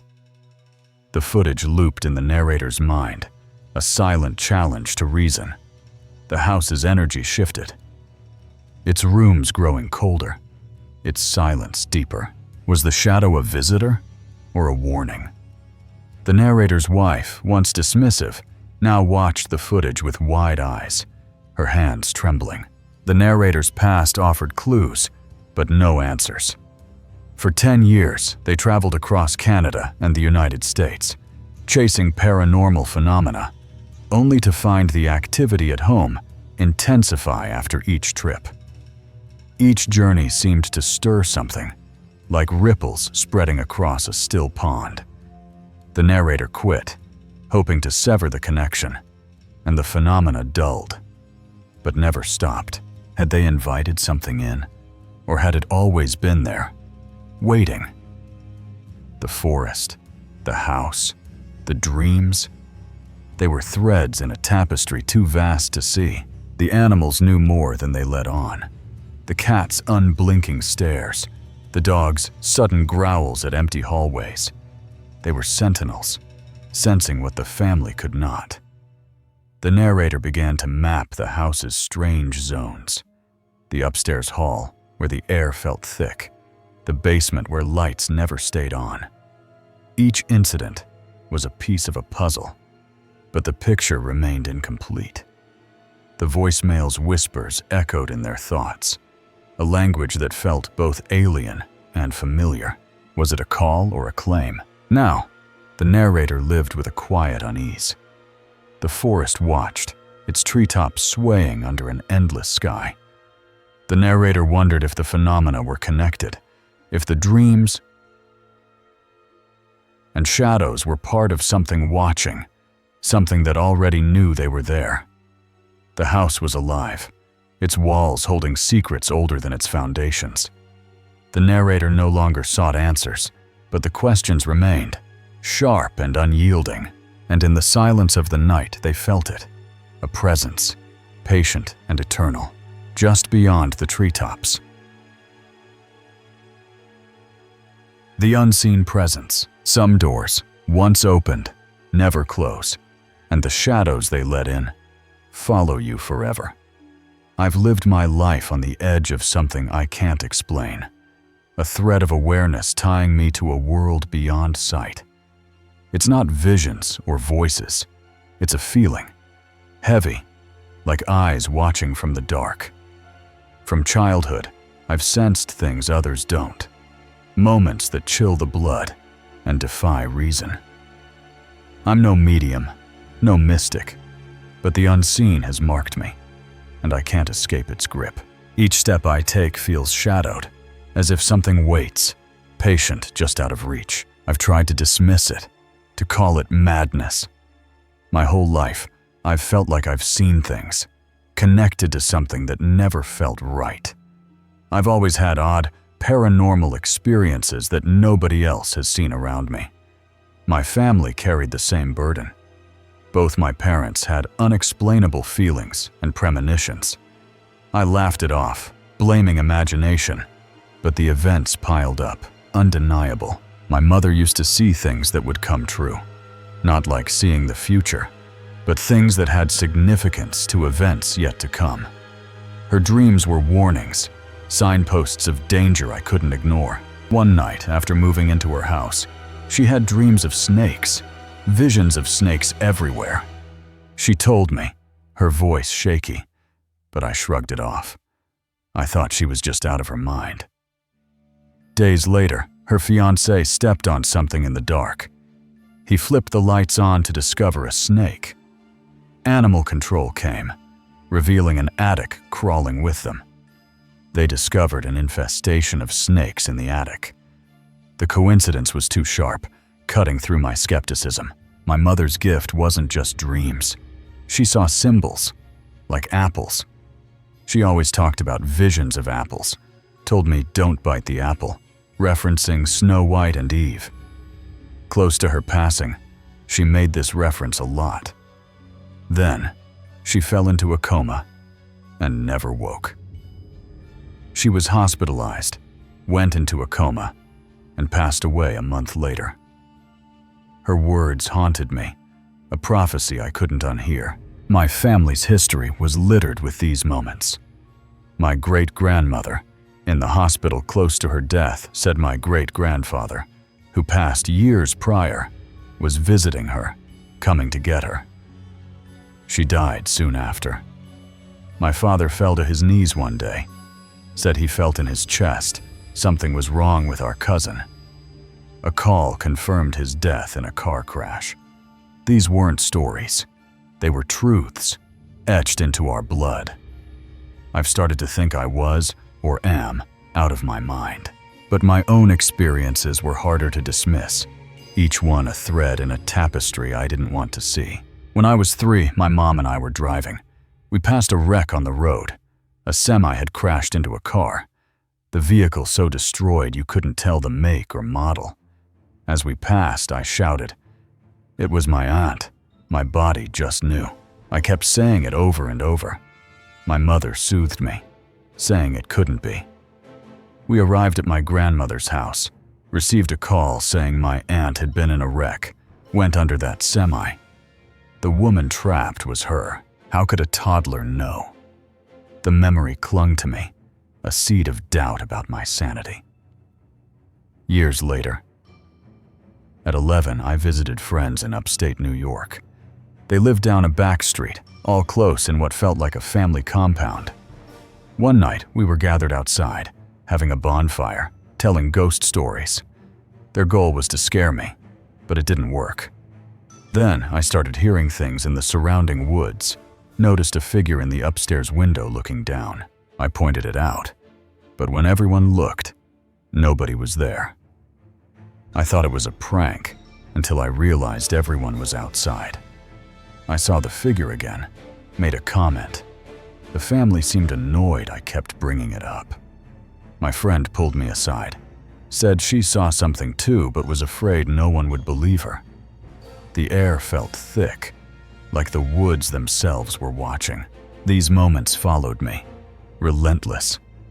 In middle school, my teacher handed out a word scramble. The words were Happy Valentine's Day. The first word I came up with was death, then die. They repeated in my head over and over. That day, my house was surrounded by ambulances. My grandfather said something happened. We'd talk later. My stepfather died in his sleep from heart failure. The word death wasn't just a game.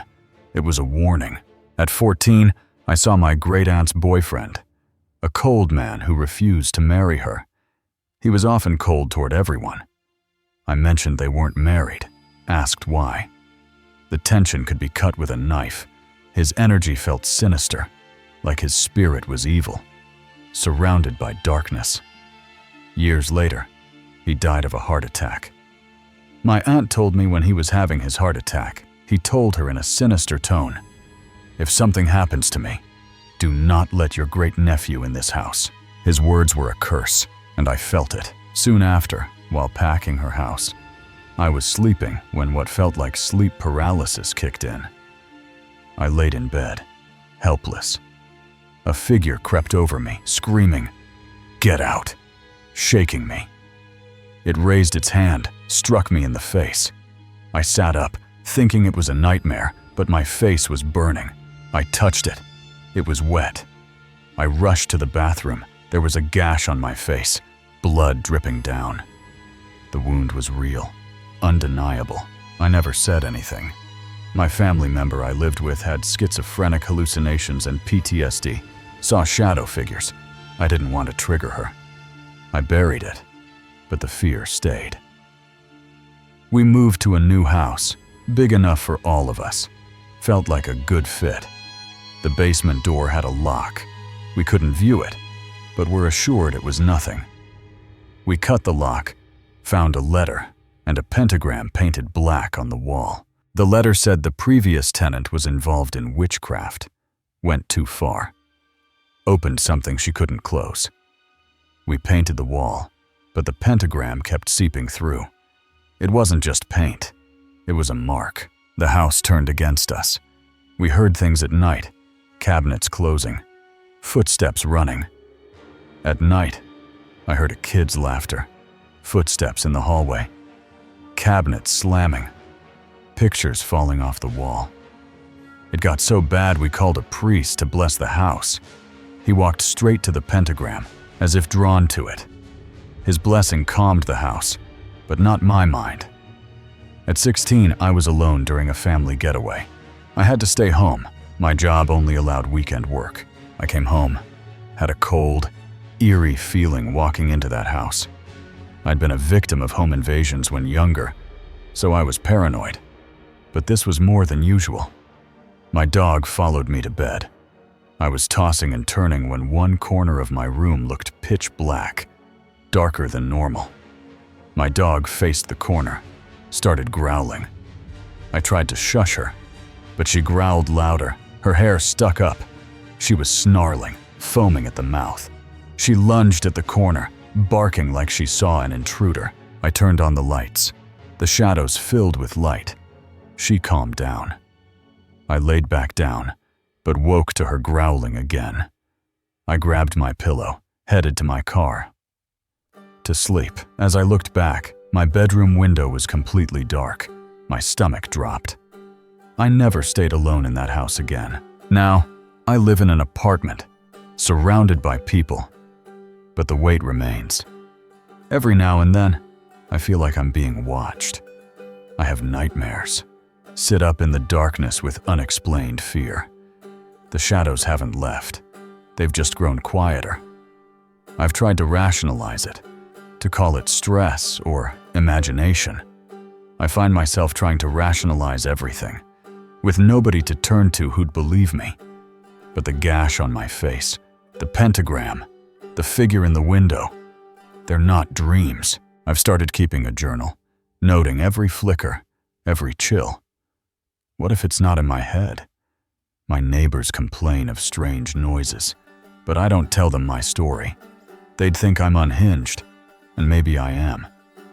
But my dog still stares at corners, her hackles raised, and I can't ignore her anymore.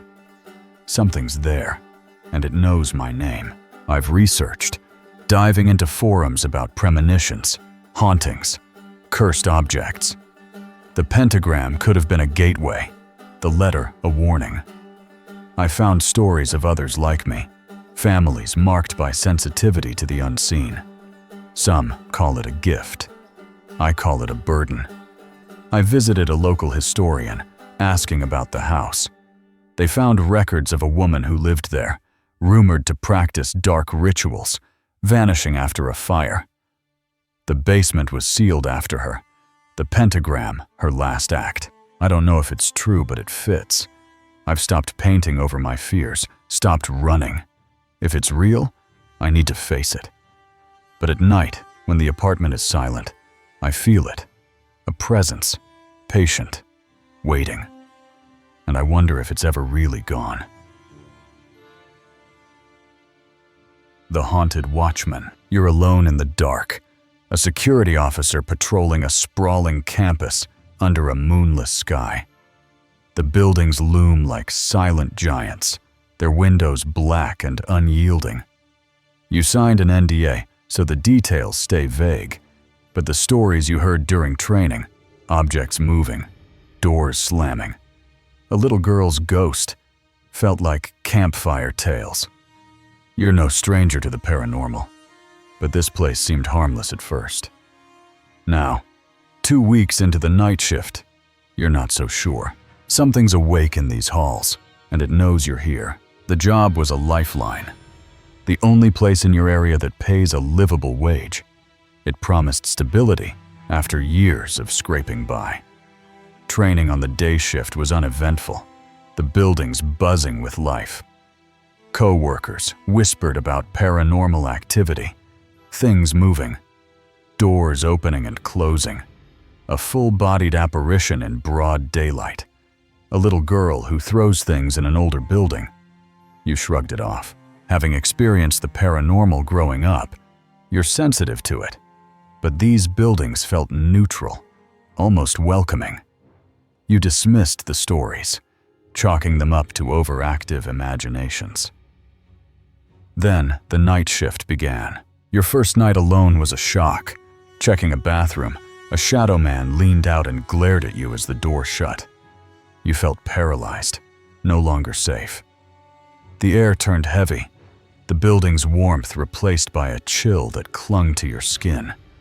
You brushed it off, telling yourself it'd be okay. You needed this job. Every night since, you've endured whispers, bangs, and uneasy feelings of danger. You told yourself it was an adjustment period, that the building and you were just getting used to each other. But the truth hit hard. Your building was built on a historical graveyard for slaves and their descendants. The bodies were exhumed and moved across the street, but their presence lingers, heavy under your feet. Last night, a co-worker from the day shift warned you. She'd been touched on the staircase, heard voices, and felt bad vibes around the elevator and emergency exits. She told you to be careful. You nodded, but the warning didn't sink in until your first patrol. The building was eerily quiet, devoid of the usual hums or taps. On your second patrol, shadows started moving, stretching, following you. The first floor, once safe, felt ominous. The silence was a predator, waiting to strike. You gripped your flashlight tighter, your braid swinging as you moved. Then, at midnight, it began. You started getting touched. Shoulders, head. Your braid tugged multiple times. Unlike your friend, the touches followed you in and out of rooms, accompanied by angry muttering. You tried to stay calm, but your heart raced. You spoke to them, asking them to back off, explaining you just wanted to do your job. You mentioned you'd be gone for 2 days after Friday. But the activity escalated. On your last patrol at 4 a.m., the first floor was no longer safe. Footsteps followed you. In the second bathroom, after knocking twice and announcing yourself, a massive shadow stood in the corner, its glare radiating aggression. You stood still, shaky, apologizing, but explaining you had to check the bathroom. It vanished, but the air stayed thick. You were an intruder in their domain. The building wasn't just haunted, it was alive. Every step felt like a trespass, every shadow a warning. The staircase door was held shut, refusing you entry for 5 minutes. You pushed, glimpsing an empty hallway before it slammed closed again. On the third floor, the lower-level doors were held firm. Your flashlight flickered, its beam swallowed by the dark. Finally, you reached the second floor. The elevator doors opened to an impossibly dark hallway. Silence exploded into banging on the walls. Your braid was pulled as you approached the fire riser system. The air crackled with rage and you were its target. You pressed on, driven by duty. A hallway light, meant to stay off, flared on early, filling your gut with dread. Something was toying with you. Near the bathroom, a creaking sound made you pause, but you dismissed it as the nearby roof access. Shadows gathered around the elevator, their edges blurring into the walls. The concrete stairs to the roof access shook slightly under your feet. You checked the door, found it secure, and stepped back inside. The building was breathing, its pulse syncing with your fear. The elevator moved a foot, then stopped with a loud crash. You screamed, dazed, as the doors stayed shut. In panic, you hit another button. The doors opened, and you were somehow safely on the ground floor. You stumbled to your office, radioing in the patrol. Your hands shook, your braid damp with sweat. At home, you learned your dog had panicked during your second-floor patrol, clawing to escape. It knew something you didn't. You're scared, knowing you're not safe. You're searching for protection, and will use the stairs from now on. But the building isn't done with you. Its history, pain, loss, unrest, lives in its bones, and you're walking on its scars. The next night, you returned, armed with a small iron pendant a friend swore would protect you. It felt like a lie, but you clung to it. The graveyard's weight pressed harder now, each step a reminder of the lives forgotten beneath. You avoided the elevator, taking the stairs despite their own dangers. The air was thicker, the shadows bolder. You whispered apologies as you patrolled, hoping respect would calm them. It didn't. A door swung open ahead of you, revealing nothing but darkness. You froze, the pendant cold against your chest. Was it an invitation or a trap? You started researching the graveyard, Local archives mentioned a 19th century burial ground, its markers erased when the land was sold. The exhumation was rushed, some graves missed. The spirits were angry, their rest stolen. You found a story about a night watchman from the 1970s who quit after seeing a tall man in a hat in the loading dock. It matched your encounter. You reached out to a medium who warned that the spirits saw you as an intruder. "They don't want you there," she said.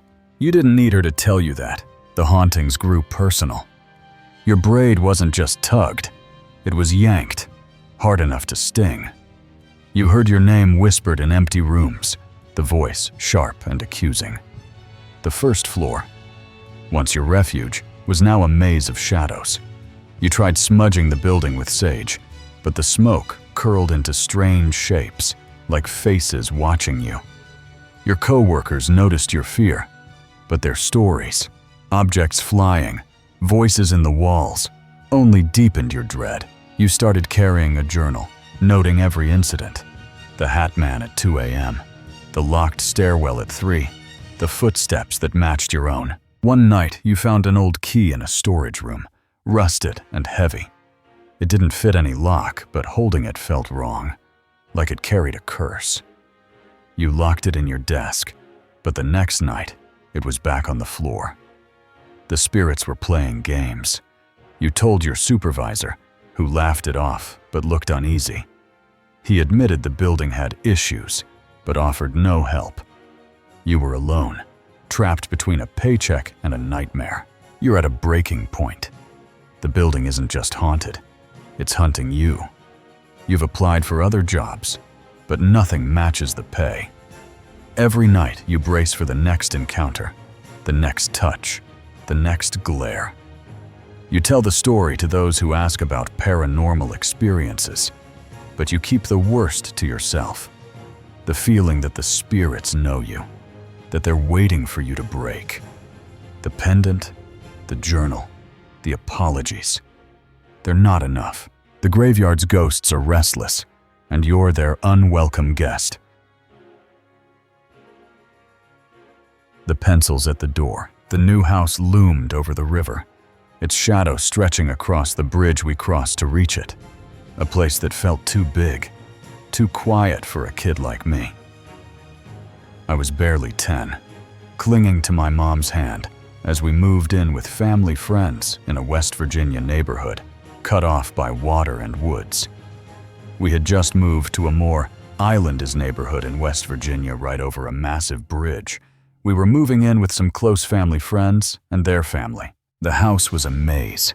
The house was relatively big, with at least 4 bedrooms, including the office, a basement, 2 bathrooms, and an attic and walk-in closet. Our room was hidden, reachable only through an upstairs bathroom and a narrow closet. In order to get to our room, we had to walk through the upstairs bathroom, then through the walk-in closet. Something was off from the start. The air felt heavy, like it held secrets. When we first moved in, we were told that the previous owners or tenants that they practiced voodoo. The word voodoo hung in my mind, vague but menacing. There were tons of dolls in the house, ranging from baby dolls to just the heads and hanging Barbies. They littered the attic, the basement, even the corners of our room. Outside of the room that me and my mother occupied were 4 pencils with yarn heads on them. They were sort of strapped outside the door, and written on each pencil was a name. The names were scrawled in faded ink, unreadable to me, but they felt important. We all advised our family friends not to remove them. It felt wrong to us, I suppose, but he did anyways. That was a mistake. The house seemed to shift after those pencils came down. Our bedroom door didn't stay shut for whatever reason. We propped it with my old car seat, a bulky thing I still needed at my size. At the time, I was still super small, so I still sat on a full car seat, and we used the car seat to sort of keep the door cracked instead of wide open.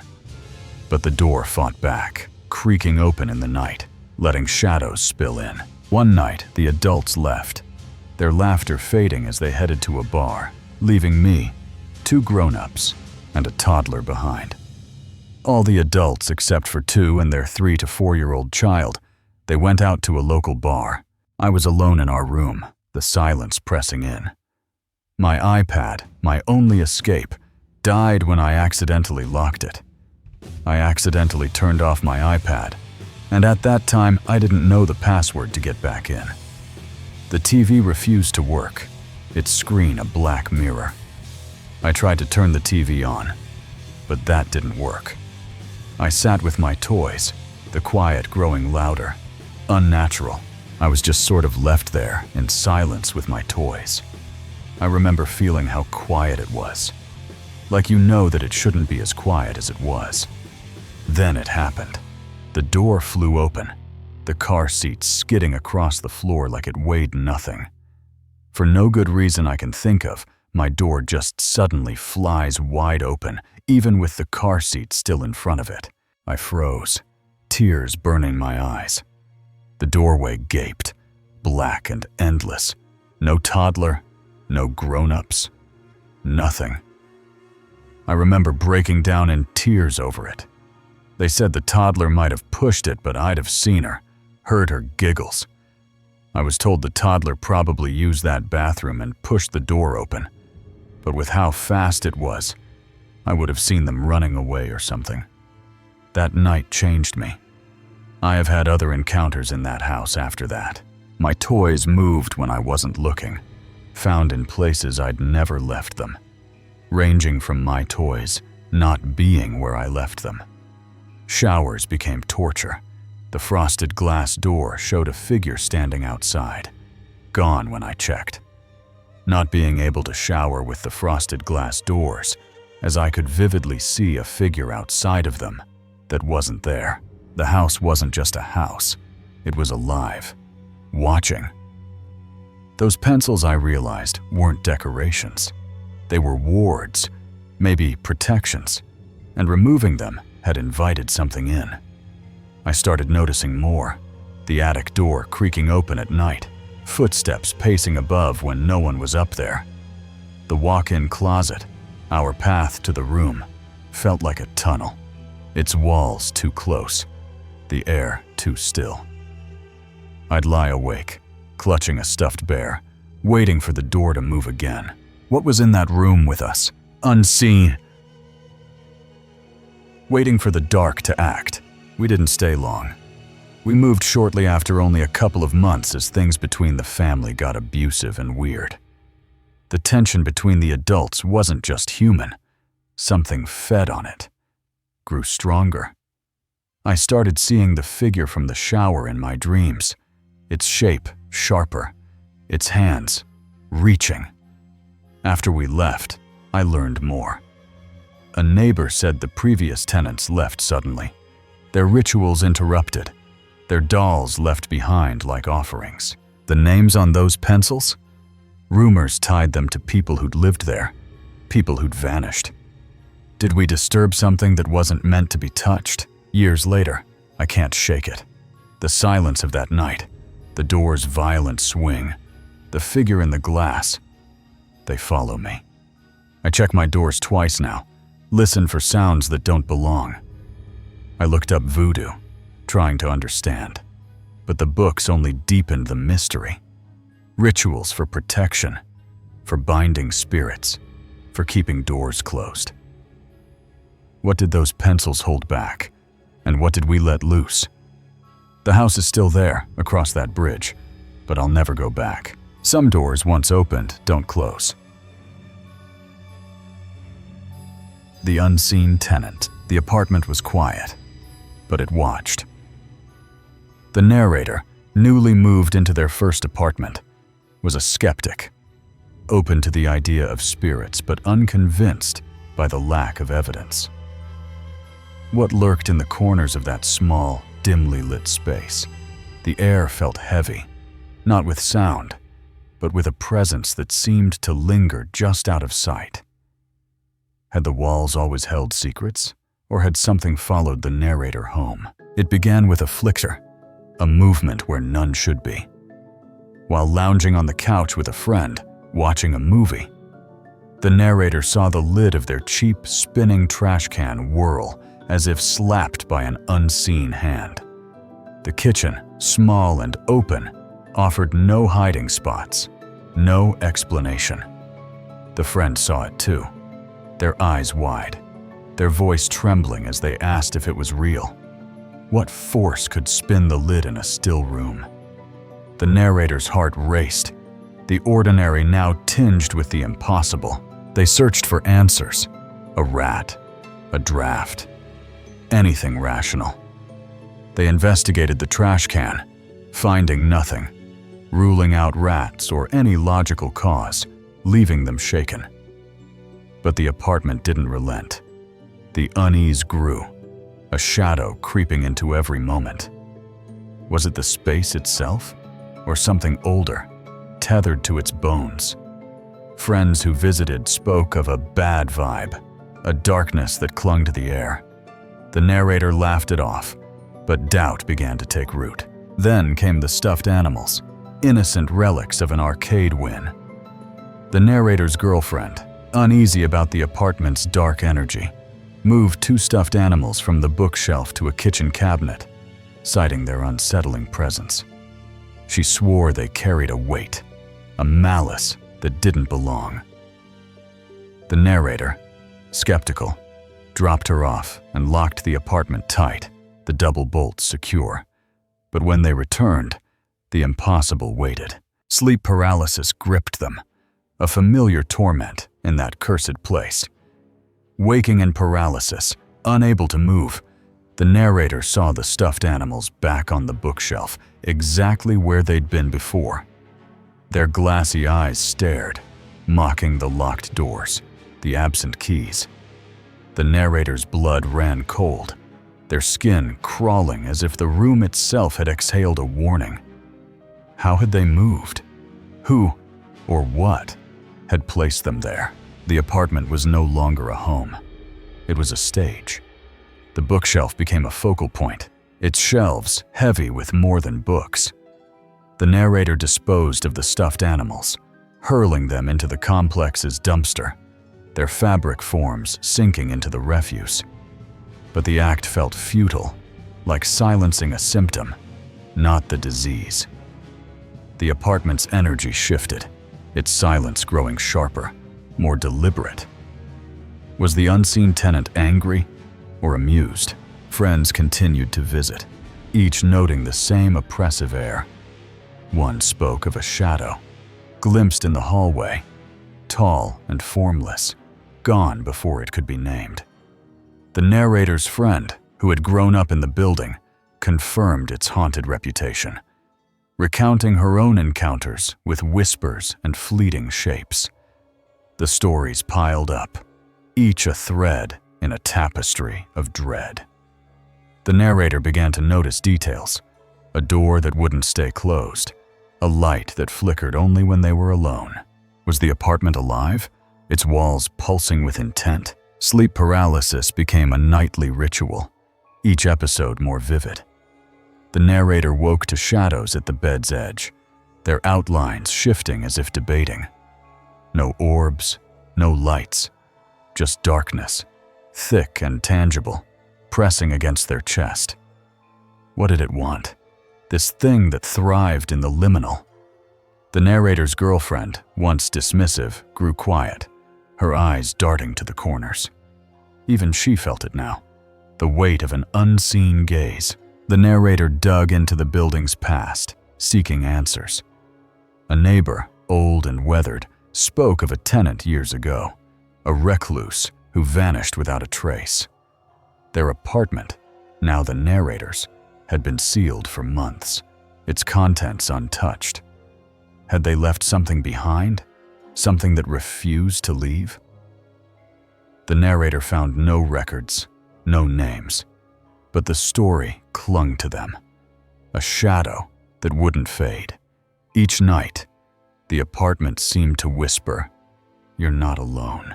They moved out eventually, the lease's end a quiet victory. The new apartment was bright, airy, free of shadows. but the memories lingered, sharp and unyielding. The narrator remained a skeptic, but the line between doubt and belief had blurred. They never experienced such phenomena again, but the apartment's chill stayed with them, a reminder of the unseen. And sometimes, in the quiet of a new home, they wondered, had it followed them, or had it always been there, waiting?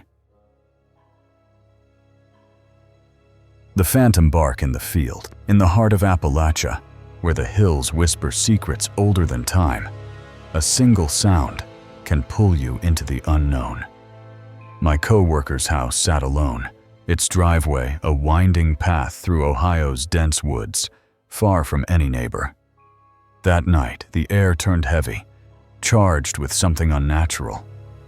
She told me her story, her voice trembling, and I felt the weight of it, a tale of a sound that shouldn't exist. The bark of a dog, rhythmic, relentless, echoing from a field that held no life. It wasn't just a noise, it was a call, and it wanted them to follow. Her house was a refuge, or so she thought, until the unseen began to creep in. She always told me she felt like she was being watched, the main reason I started dropping her off at her house when I left for work. She'd mentioned a figure, fleeting, in the corner of the ceiling, her eyes darting upward as she spoke. I vividly remember her looking up, telling me to look, but when I turned, there was nothing there. My skin crawled. The memory stuck, a warning I couldn't shake. Then, she came to work, her face pale, recounting the night that changed everything. Something had invaded her home, and it wasn't human. She was in bed. She and her significant other smelled burning, heard a noise. They thought it was the bug zapper, its faint hum, a familiar culprit. They got out of bed to check, figured it was the bug zapper outside, went to turn it off. Stepping onto the porch, they froze. They heard a consistent bark from the field below. This field had no nearby houses. It's a trek to get up their driveway. The bark was weird, sounded like a normal dog, but consistent, almost rhythmic. It wasn't just a stray. It was deliberate, like a metronome in the dark.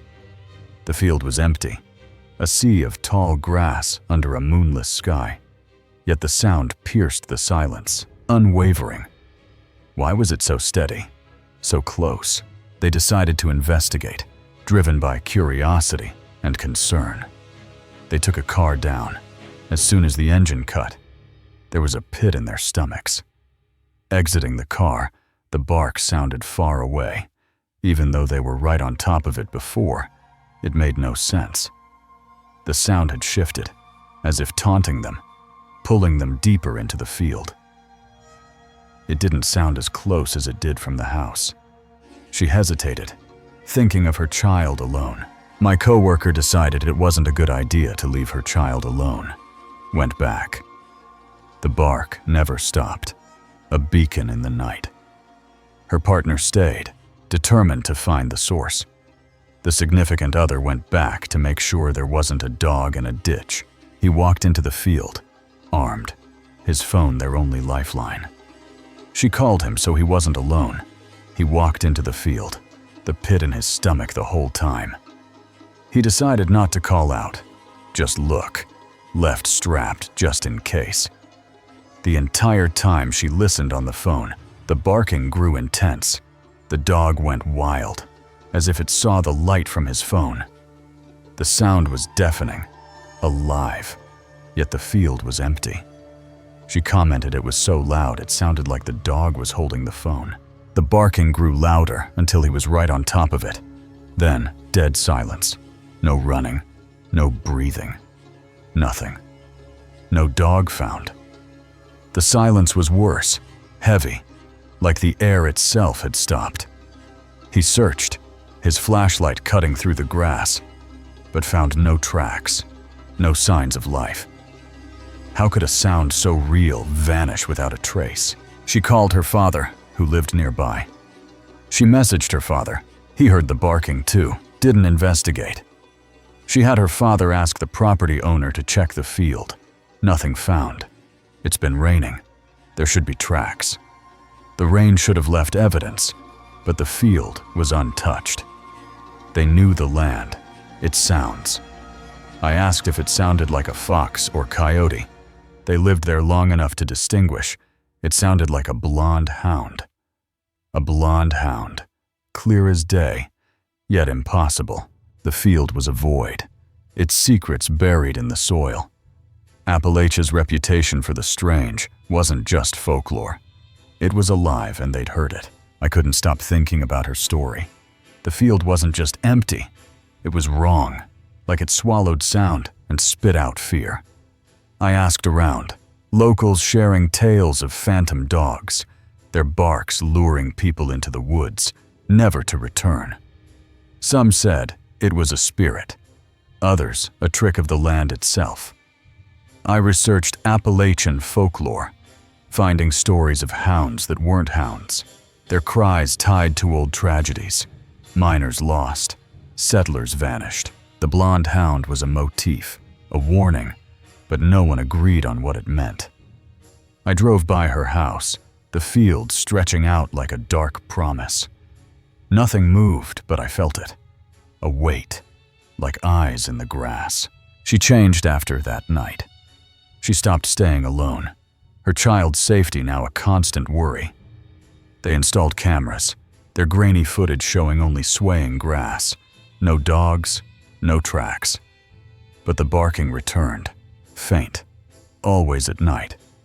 She played me a recording, the sound sharp, rhythmic, chilling. It wasn't a dog. It couldn't be.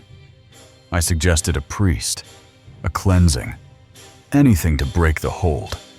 She laughed, but her eyes were haunted. The field stayed quiet during the day, but at night, it sang its song. And I wondered if it was calling her back, or something worse.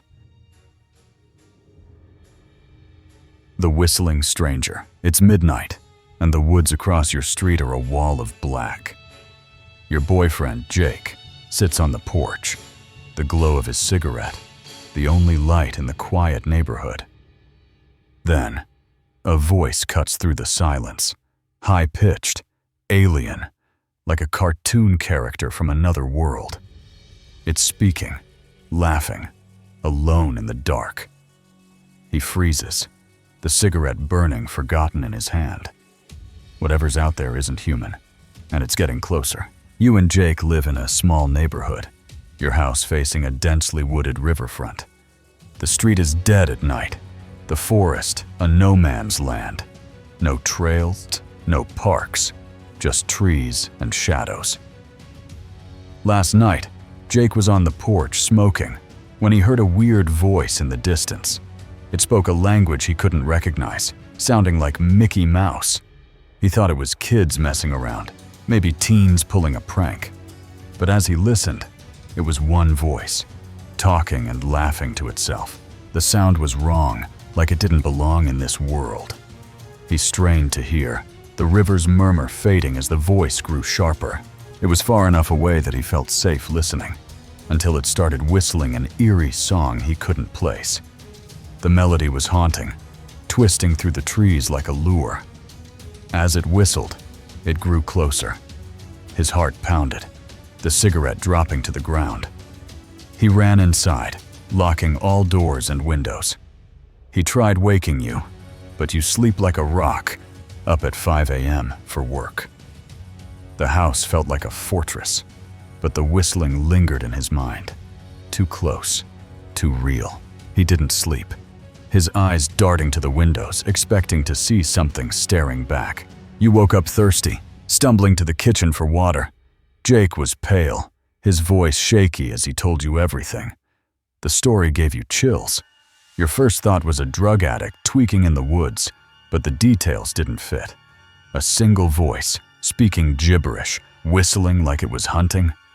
Your mind jumped to cryptids, wendigos, skinwalkers, things you'd read about online. You spent hours searching for legends, finding nothing that matched. The forest felt different now, its silence a lie, You started noticing things.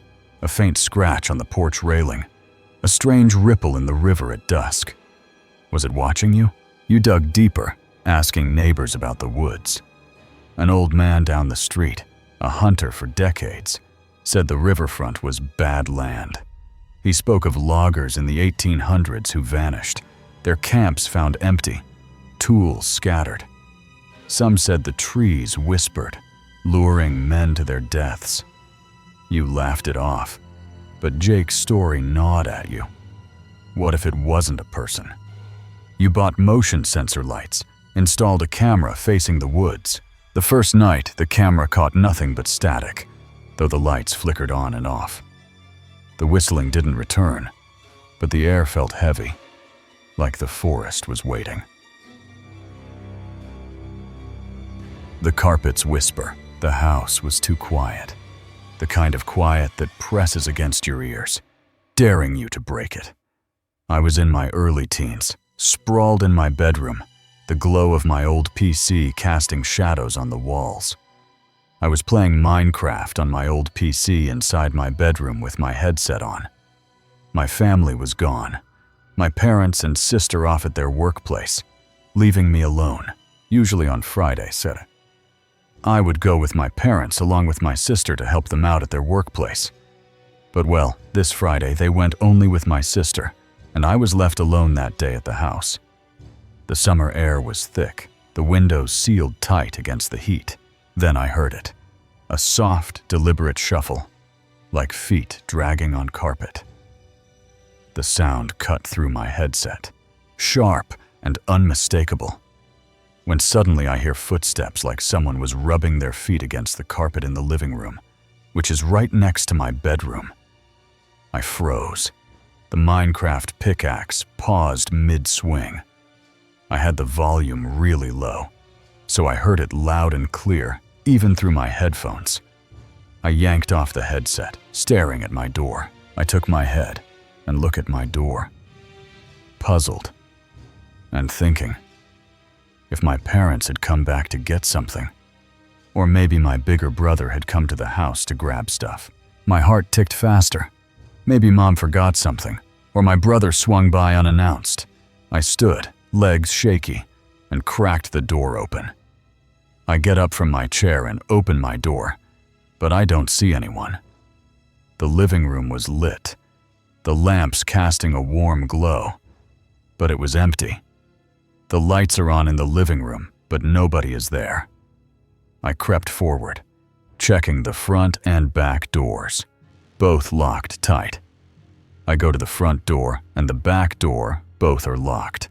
The windows were secure, the driveway empty, no cars in sight. The windows are locked too.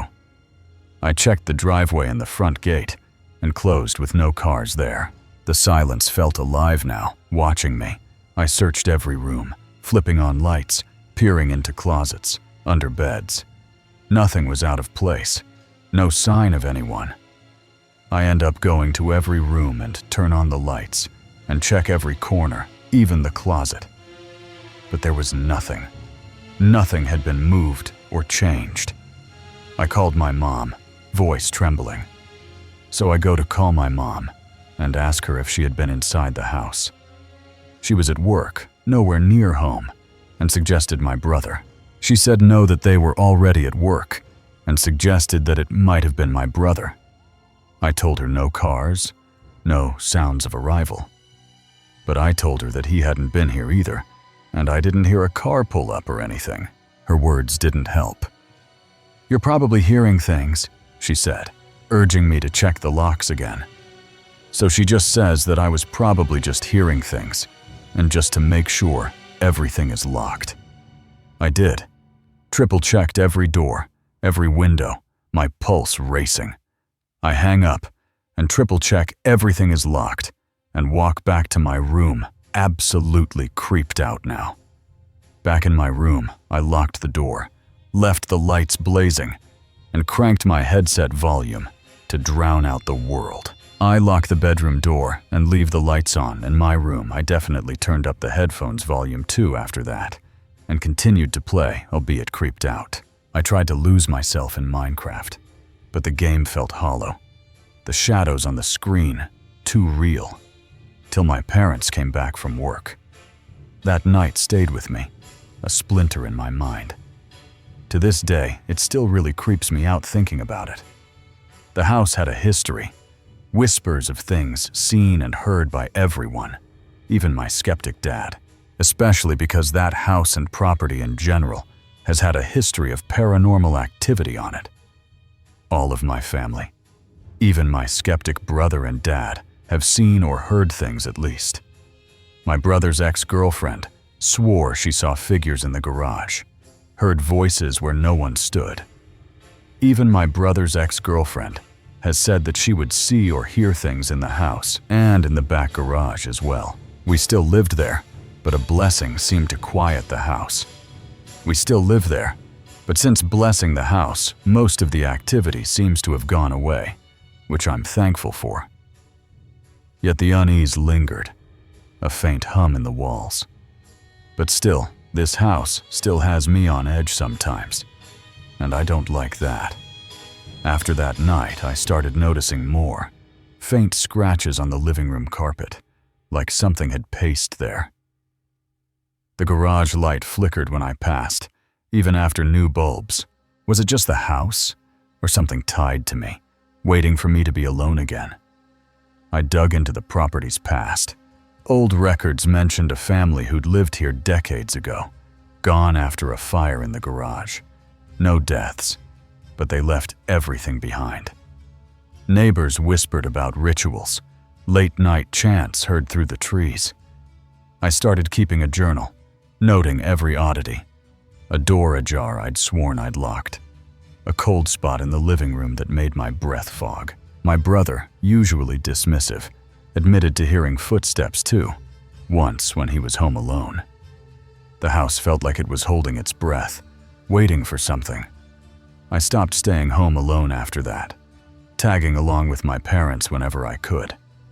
But the feeling followed, a weight on my chest, like eyes in the dark. I bought a small cross, kept it under my pillow, though I wasn't sure I believed in it. Every creak, every shuffle made me jump. The memory of those footsteps burned into me. The blessing helped, but not enough. What was in that house, and why did it choose that night to make itself known? I don't know if I'll ever feel safe there, not completely. Some sounds don't fade, and some houses never let you go. Echoes on the rooftop. The house was alive, its walls trembling with secrets. The narrator, struggling financially, moved into their mother's 4-bedroom home with their girlfriend Kylie, joining a crowded household of family and a tenant. What unseen force stirred in the shadows of that steep-roofed house? The air was thick, not with noise, but with a tension that seemed to coil tighter each night. Had the house always been this way, or had something new taken root? It began with a sound, heavy and deliberate, shattering the stillness. One night, the narrator and Kylie were startled by heavy footsteps on the roof, like a large man in boots stomping from corner to corner. The sound was unmistakable, each step a hammer blow against their nerves. They rushed outside, expecting vandals or neighbors, but the steep triangular roof was empty, the night silent. What could move so boldly, yet leave no trace? The cat, wide-eyed, stared at the ceiling, its fur bristling. The footsteps returned, lighter now, like a child's fleeting run. Days later, they heard quick, light running on the roof, like a child's steps, but no one else in the house heard anything. The narrator's heart pounded, their mind racing for answers. They checked the attic, shining their phone's light into dusty corners, but found only cobwebs and silence. Was something hiding, or was the house itself playing tricks? The family, mother, sisters, tenant, claimed ignorance, their faces blank. The narrator's sleep fractured, anxiety gnawing at their edges. Frustrated, the narrator searched the attic repeatedly, finding nothing. their anger growing as the footsteps persisted. Each thud was a taunt, a challenge to their rationality. They were a boxer, sleep vital to their training, yet the noises stole rest, leaving them raw and frayed. What was this thing? This unseen intruder that only they and Kylie could hear. The house seemed to pulse, its walls closing in with every unanswered question. Then, a revelation shifted everything. Researching, the narrator learned of poltergeists, energies born of human emotions, often linked to teenage girls, and connected it to their rebellious twin sister Angela's turmoil. The house was a cauldron of rage, sadness, and conflict, Angela's defiance clashing with their mother's strictness. The narrator saw it clearly. The footsteps weren't a ghost, but a manifestation, fed by the family's pain. Could they starve it, or would it consume them? The house was no longer a refuge. It was a battleground. The narrator watched Angela, her eyes burning with rebellion, her fights with their mother shaking the walls. The twin sisters, Angela and Carla, carried storms within them, their emotions spilling into the air. Was the house amplifying their pain, or had it always been a magnet for such forces? The narrator's own depression, a heavy fog, added to the chaos, their mother's bipolar swings a spark in the tinder. Kylie, ever practical, began to research alongside the narrator. They found stories of poltergeists, of homes cleansed by prayer and ritual. The narrator shared their findings with the family, urging them to reduce conflict and embrace positive energy through prayer and saging. The idea felt absurd at first, a boxer preaching peace, but desperation drove them.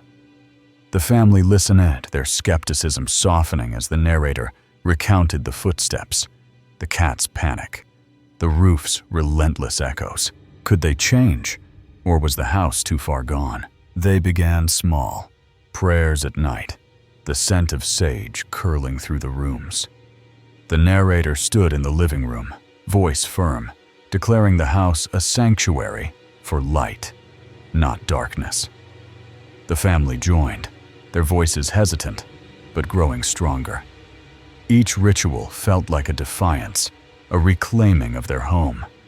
Angela, once defiant, softened, her fights with their mother easing. Was the poltergeist weakening, or had it never been real? The footsteps grew fainter, the nights quieter, but the narrator remained vigilant. The turning point came unannounced. One night, the roof was silent, the house still. The family's efforts, prayer, saging, and reduced conflict stopped the footsteps entirely, the phenomena vanishing as suddenly as it began. The narrator exhaled, relief washing over them like rain. The house felt lighter, its walls no longer trembling. Had they banished the energy, or had it simply moved on?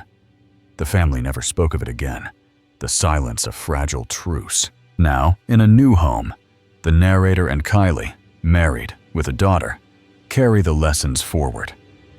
They sage the doorways, anoint the thresholds, their voices rising in prayer.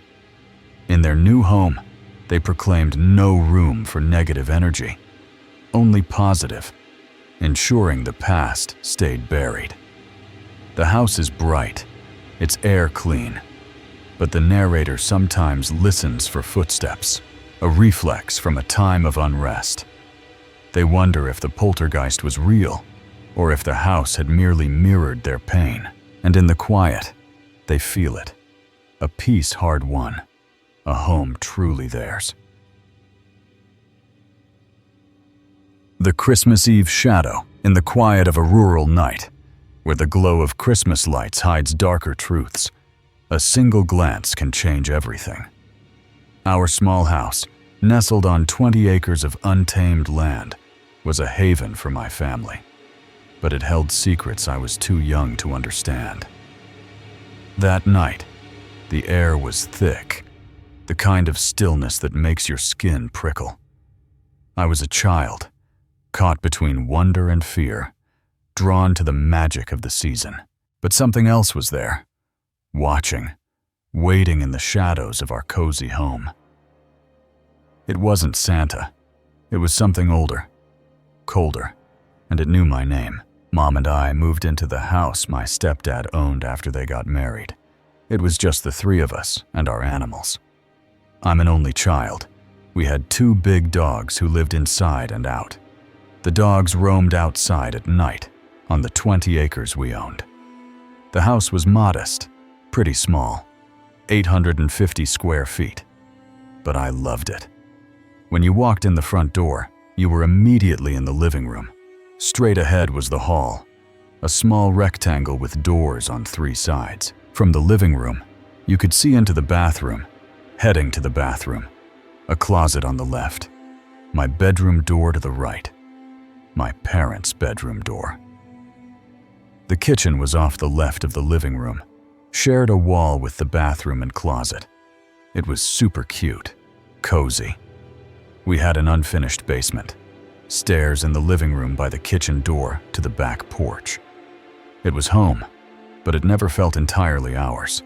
I was young, maybe 7, old enough to wander to the bathroom alone, but young enough for Mom's nightly checks.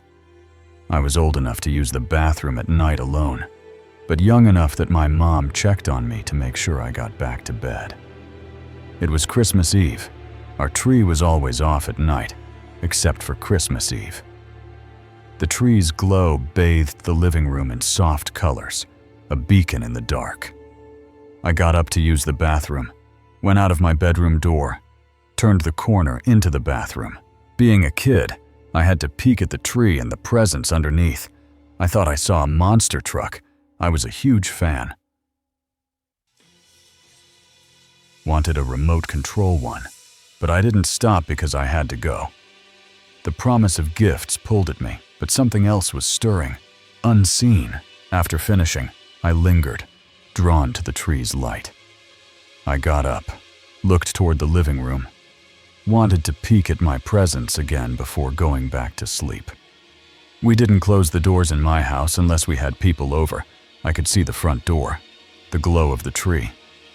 I glanced at the toilet to flush, then back to the doorway. Between the hall and the living room, I saw the silhouette of a boy. He looked about my age from his height, had his back to me. I'm not sure what his face looked like. He stood in the doorway, using his left hand to hold the door frame, leaning into the living room on tiptoes, peeking at the presents. In his right hand, he had what looked like a red sucker. His body was dark, the Christmas lights shining behind him. He was so close I could have touched him, but his presence felt wrong, like a shadow that didn't belong.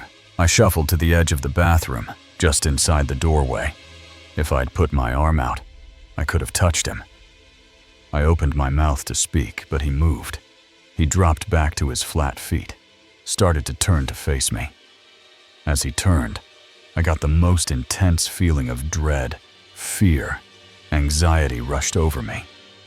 I saw the profile of his face. He was smiling, staring straight ahead. His smile wasn't kind.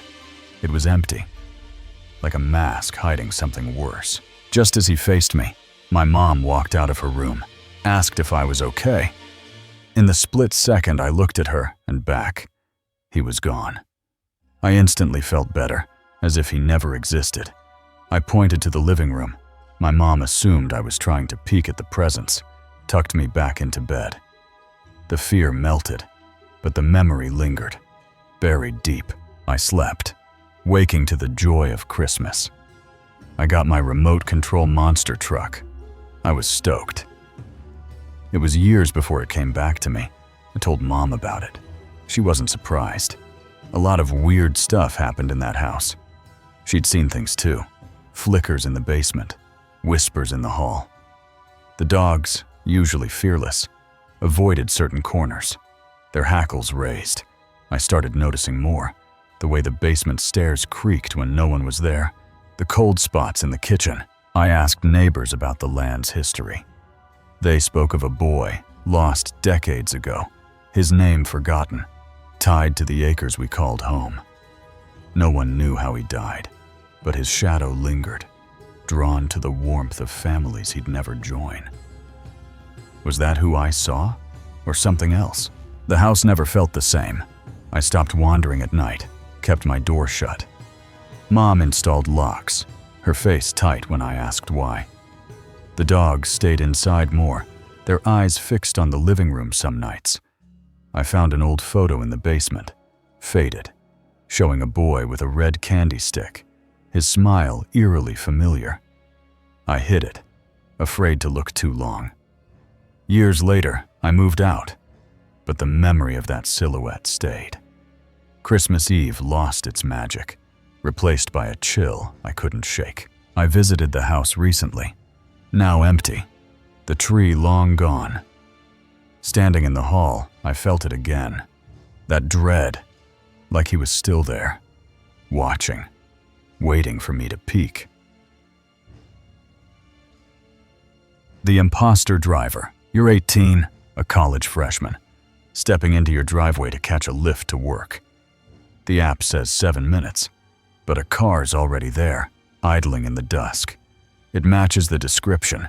Same color, same model, same everything. You smile, thinking your driver's early.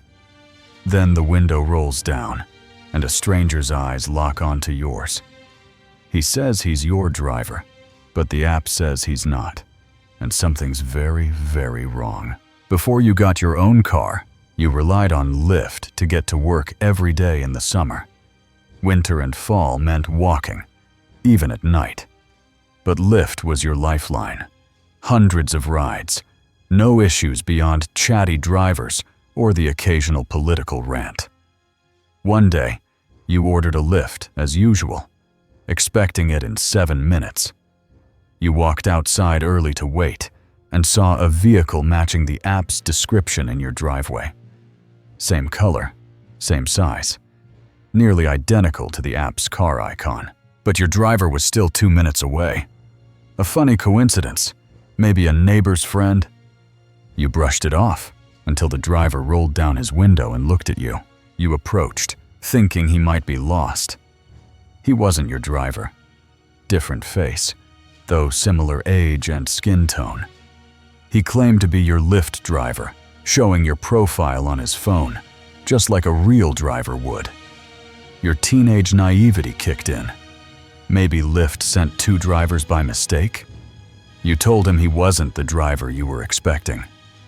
As you spoke, your real driver pulled up.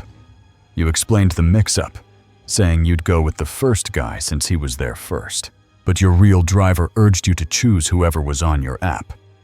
His voice was steady, but his eyes were sharp, scanning the other car. Before you could tell the first driver you'd go with the real one, he sped off, tinted windows hiding his face. The real driver's words hit you like a slap. He said in his 10 years as a Lyft driver, he'd never seen anything like that. The car's similarity, the imposter having your info, arriving early to avoid the real driver. It was no accident. You almost got in that car. You went to work, shaken, the realization sinking in. You tried reporting it to Lyft, but with only a vague description, they couldn't do much. Your driver promised to share the story on a driver's forum, maybe Facebook, to warn others. It made you feel slightly better, but the fear lingered. That driver might have saved your life. You couldn't stop replaying it. The imposter's eyes, his phone displaying your name, the way he vanished when the real driver appeared. What if you'd gotten in? Your dad heard about it and bought you a car, ending your Lyft days. You told only a few people, the trauma too raw to share widely. Looking back, you're convinced it was a trafficker or kidnapper, possibly hacking Lyft's servers to target regulars like you. You deleted the app and your account, vowing to always check license plates. But the what-ifs haunted you. Work became a blur. Your mind stuck on that driveway, that car, that face. You started researching. Online forums buzzed with stories of fake rideshare drivers, some luring victims into traps. None matched your exact experience, but the pattern was clear. Predators exploiting trust in apps. You told your roommate, who insisted you report it to the police, not just Lyft. The officer took your statement, but admitted it was a long shot without a license plate or clear evidence. You felt powerless, like the imposter was still out there, waiting for someone else. You changed your routines, avoided standing alone outside, checked every car's plates before approaching. The world felt less safe. Every stranger a potential threat. The incident reshaped you. You became hypervigilant, scanning parking lots, double-checking app details. Every unfamiliar car in your neighborhood set your pulse racing. You joined a campus safety group, sharing your story to warn others. The real driver's face stayed with you, his calm advice a lifeline. You tracked him down through Lyft's records, sent a thank you note, but never heard back. He was your hero, even if he didn't know it. You still think about him, grateful for the life you might not have had. But the imposter's shadow lingers, a reminder to trust your gut. The house on native ground. The mountain road was a ribbon of black, curling through pines that seemed to lean in, watching. I was young, barely out of my 20s, driving to my friend's raised ranch perched on a slope in a sparsely populated corner of the world. I was friends with a married couple that lived in a raised ranch on the mountain in a modestly populated area. Their door was always unlocked, an open invitation for me, a frequent guest. Their door was always open, and I was a frequent visitor, but from my first visit, the house felt wrong, like something lingered, observing from the shadows. Since the first time that I was at that house, I always felt uneasy, like there was some type of a presence there, quietly observing. The land told its own story. Whispers among locals said the ground beneath was sacred, once Native American territory, steeped in history older than the tree. Quick backstory, too, is that the land the house was built on was Native American territory back in the day. I'd felt it. Chills that weren't from the wind, a heaviness that clung to the walls. And I later came to learn and experience many phenomena, but I'll focus on this one story. One night, I was meeting my friends for a night out, but they were still at work. So I was to meet my friends at the house for an evening out. But they were both working, and probably not home yet, but I decided to wait for them there. The house glowed against the dark, a beacon that didn't feel welcoming. As I turned onto their street, the darkness was absolute. No streetlights to guide me. I drove there and took the corner on their street. Pitch black, not unusual. No streetlights. Every light in the house blazed. Inside, outside, the post light casting a stark glow. As I near the house, I notice all the lights are on inside. Outside post light. I assumed they were home, but a chill ran through me. And I think that they must be home. Chills run through me, though. Their cars were missing. But I decided to pull into the driveway because neither of their cars are there. There. I sat in the driveway, the engine ticking, dread pooling in my gut. The house stared back, its windows like eyes. I sat in the driveway for a minute looking around, listening with a heavy type of feeling coming over me. I forced myself out, approaching the front door, yet decided to turn my car off and go in anyway. I get to the front door, gently turn the knob, and slowly open their door, peeking inside. The silence was deafening. No hum of life, just light flooding every corner. I see nothing and hear nothing, but all of the lights are still on. I hesitated, one foot in the doorway, calling out. I hesitated to go any further. I call out hello. still standing in the doorway, looking up the stairs. Then it happened. Darkness swallowed everything. Every light, inside, outside, snuffed out in an instant. And in one moment, all the lights suddenly went out, including the ones outside. Fear locked my limbs. The silence, absolute, pressing against my chest. I immediately. Frozen fear, total darkness, and total silence. I fumbled to shut the door, my arm heavy, like moving through water. My arm felt heavy shutting the door and attempting to get back to my car. Moonlight was my only guide, but my legs felt chained, each step a struggle. While guided by moonlight, it was weird because it was as if weights were on my ankles, and I struggled to make it inside of my car.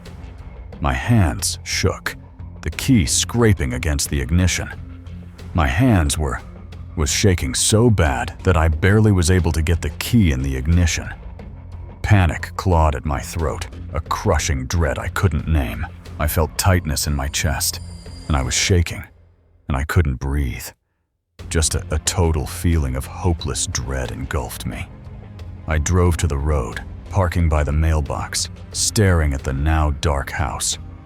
I parked on the road by the mailbox, sat there, staring at the house in darkness, trying to compose myself.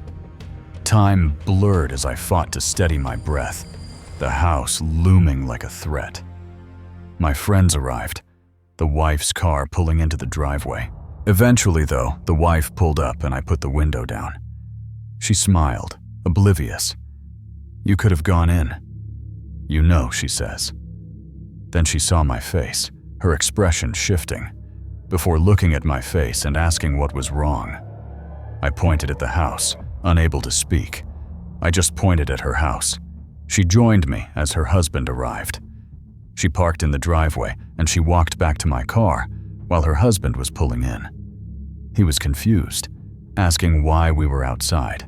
He comes down and asks why we're outside, and I told them that I'll wait here while they get ready. The wife's eyes narrowed, sensing my fear. The wife then asks, though something happened, didn't it? I nodded, still trembling. I nodded yes to this, still shaking. She exchanged a look with her husband, her voice low.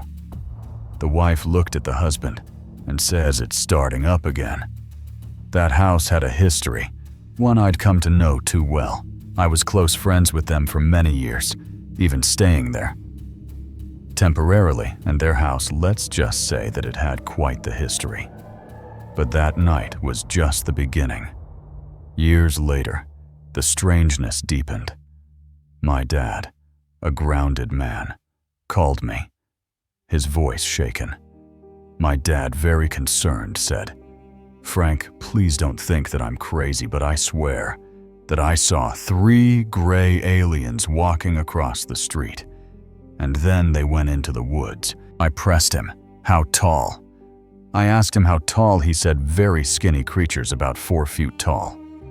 2 days later, I saw something myself. A military parachutist landing in the neighborhood, unannounced.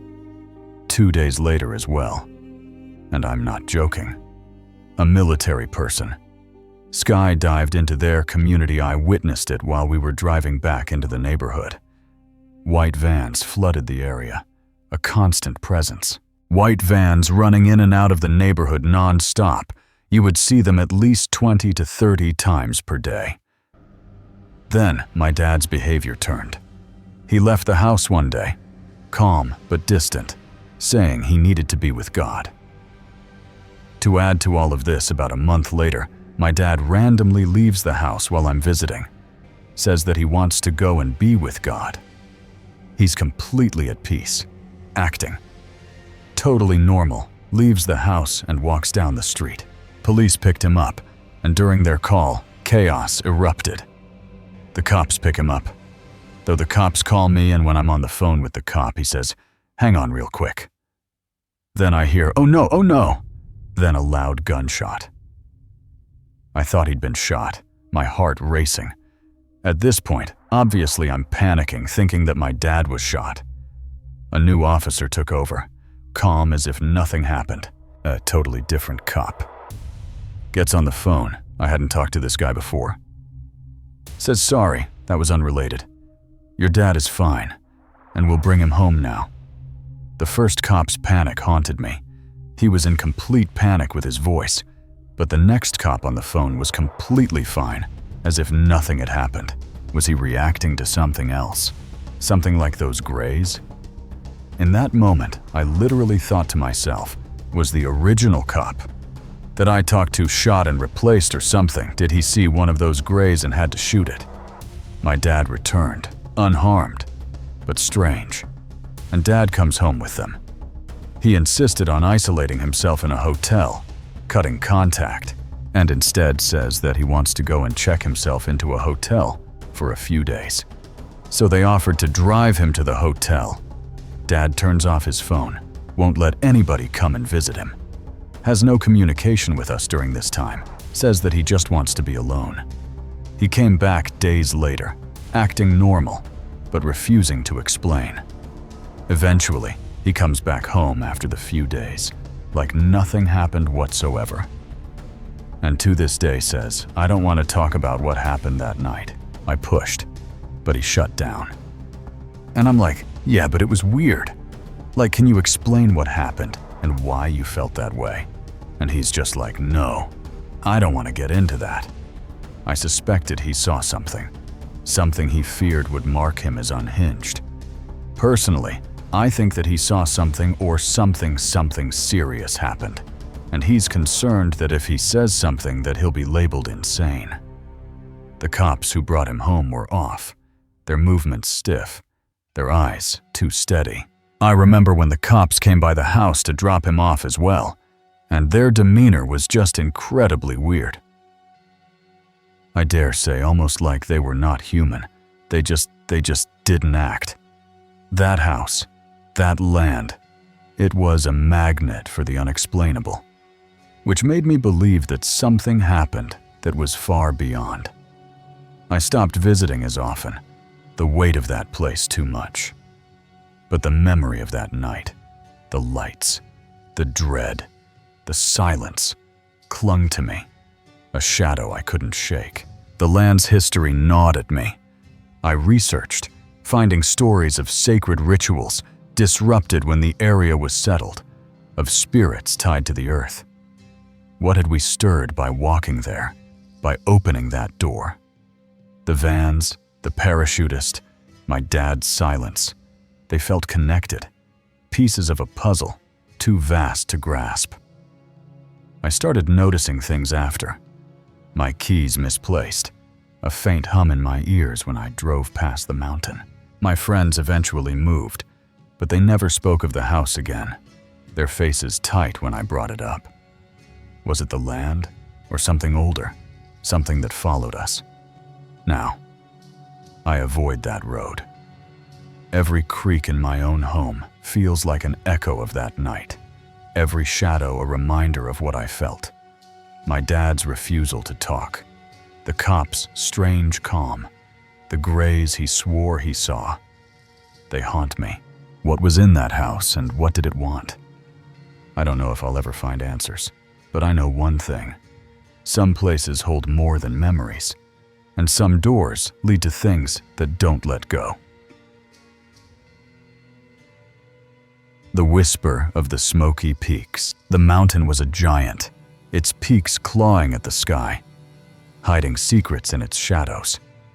The narrator and their fiancée, on a trip to Gatlinburg, drove up a mountain to a lookout to stargaze, the town's lights fading below. What waited for them in the darkness of those ancient ridges? The wind howled, a primal scream that shook the trees, the air thick with something heavier than mist. Had they trespassed into a place not meant for them? They stepped from the car, the gravel crunching underfoot, and the world shifted.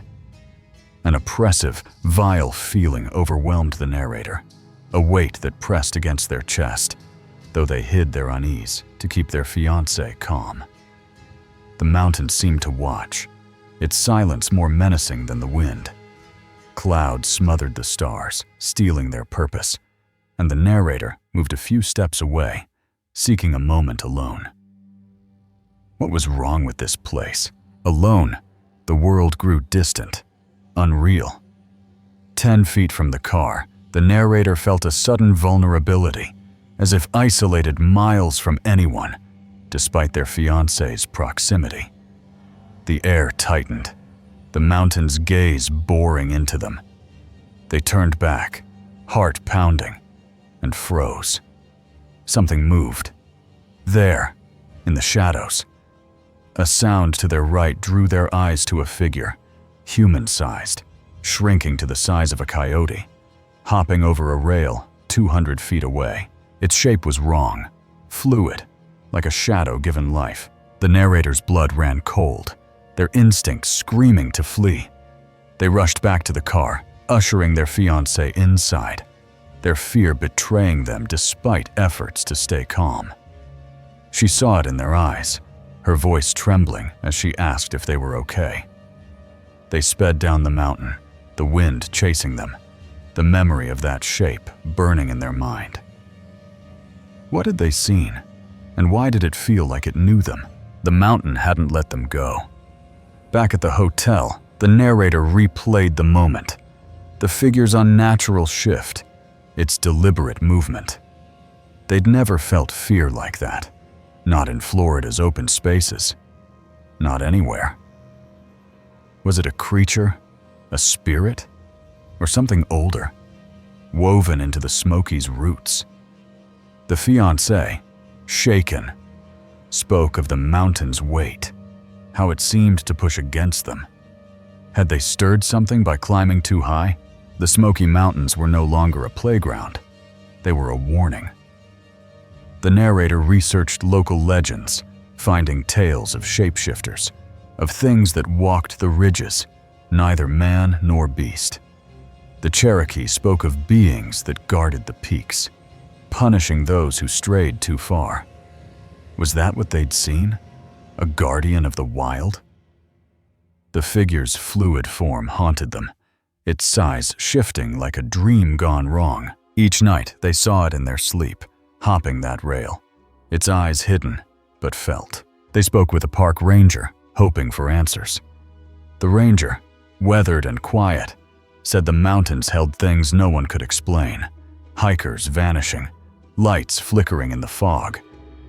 He'd seen shapes too, he admitted, but never spoke of them.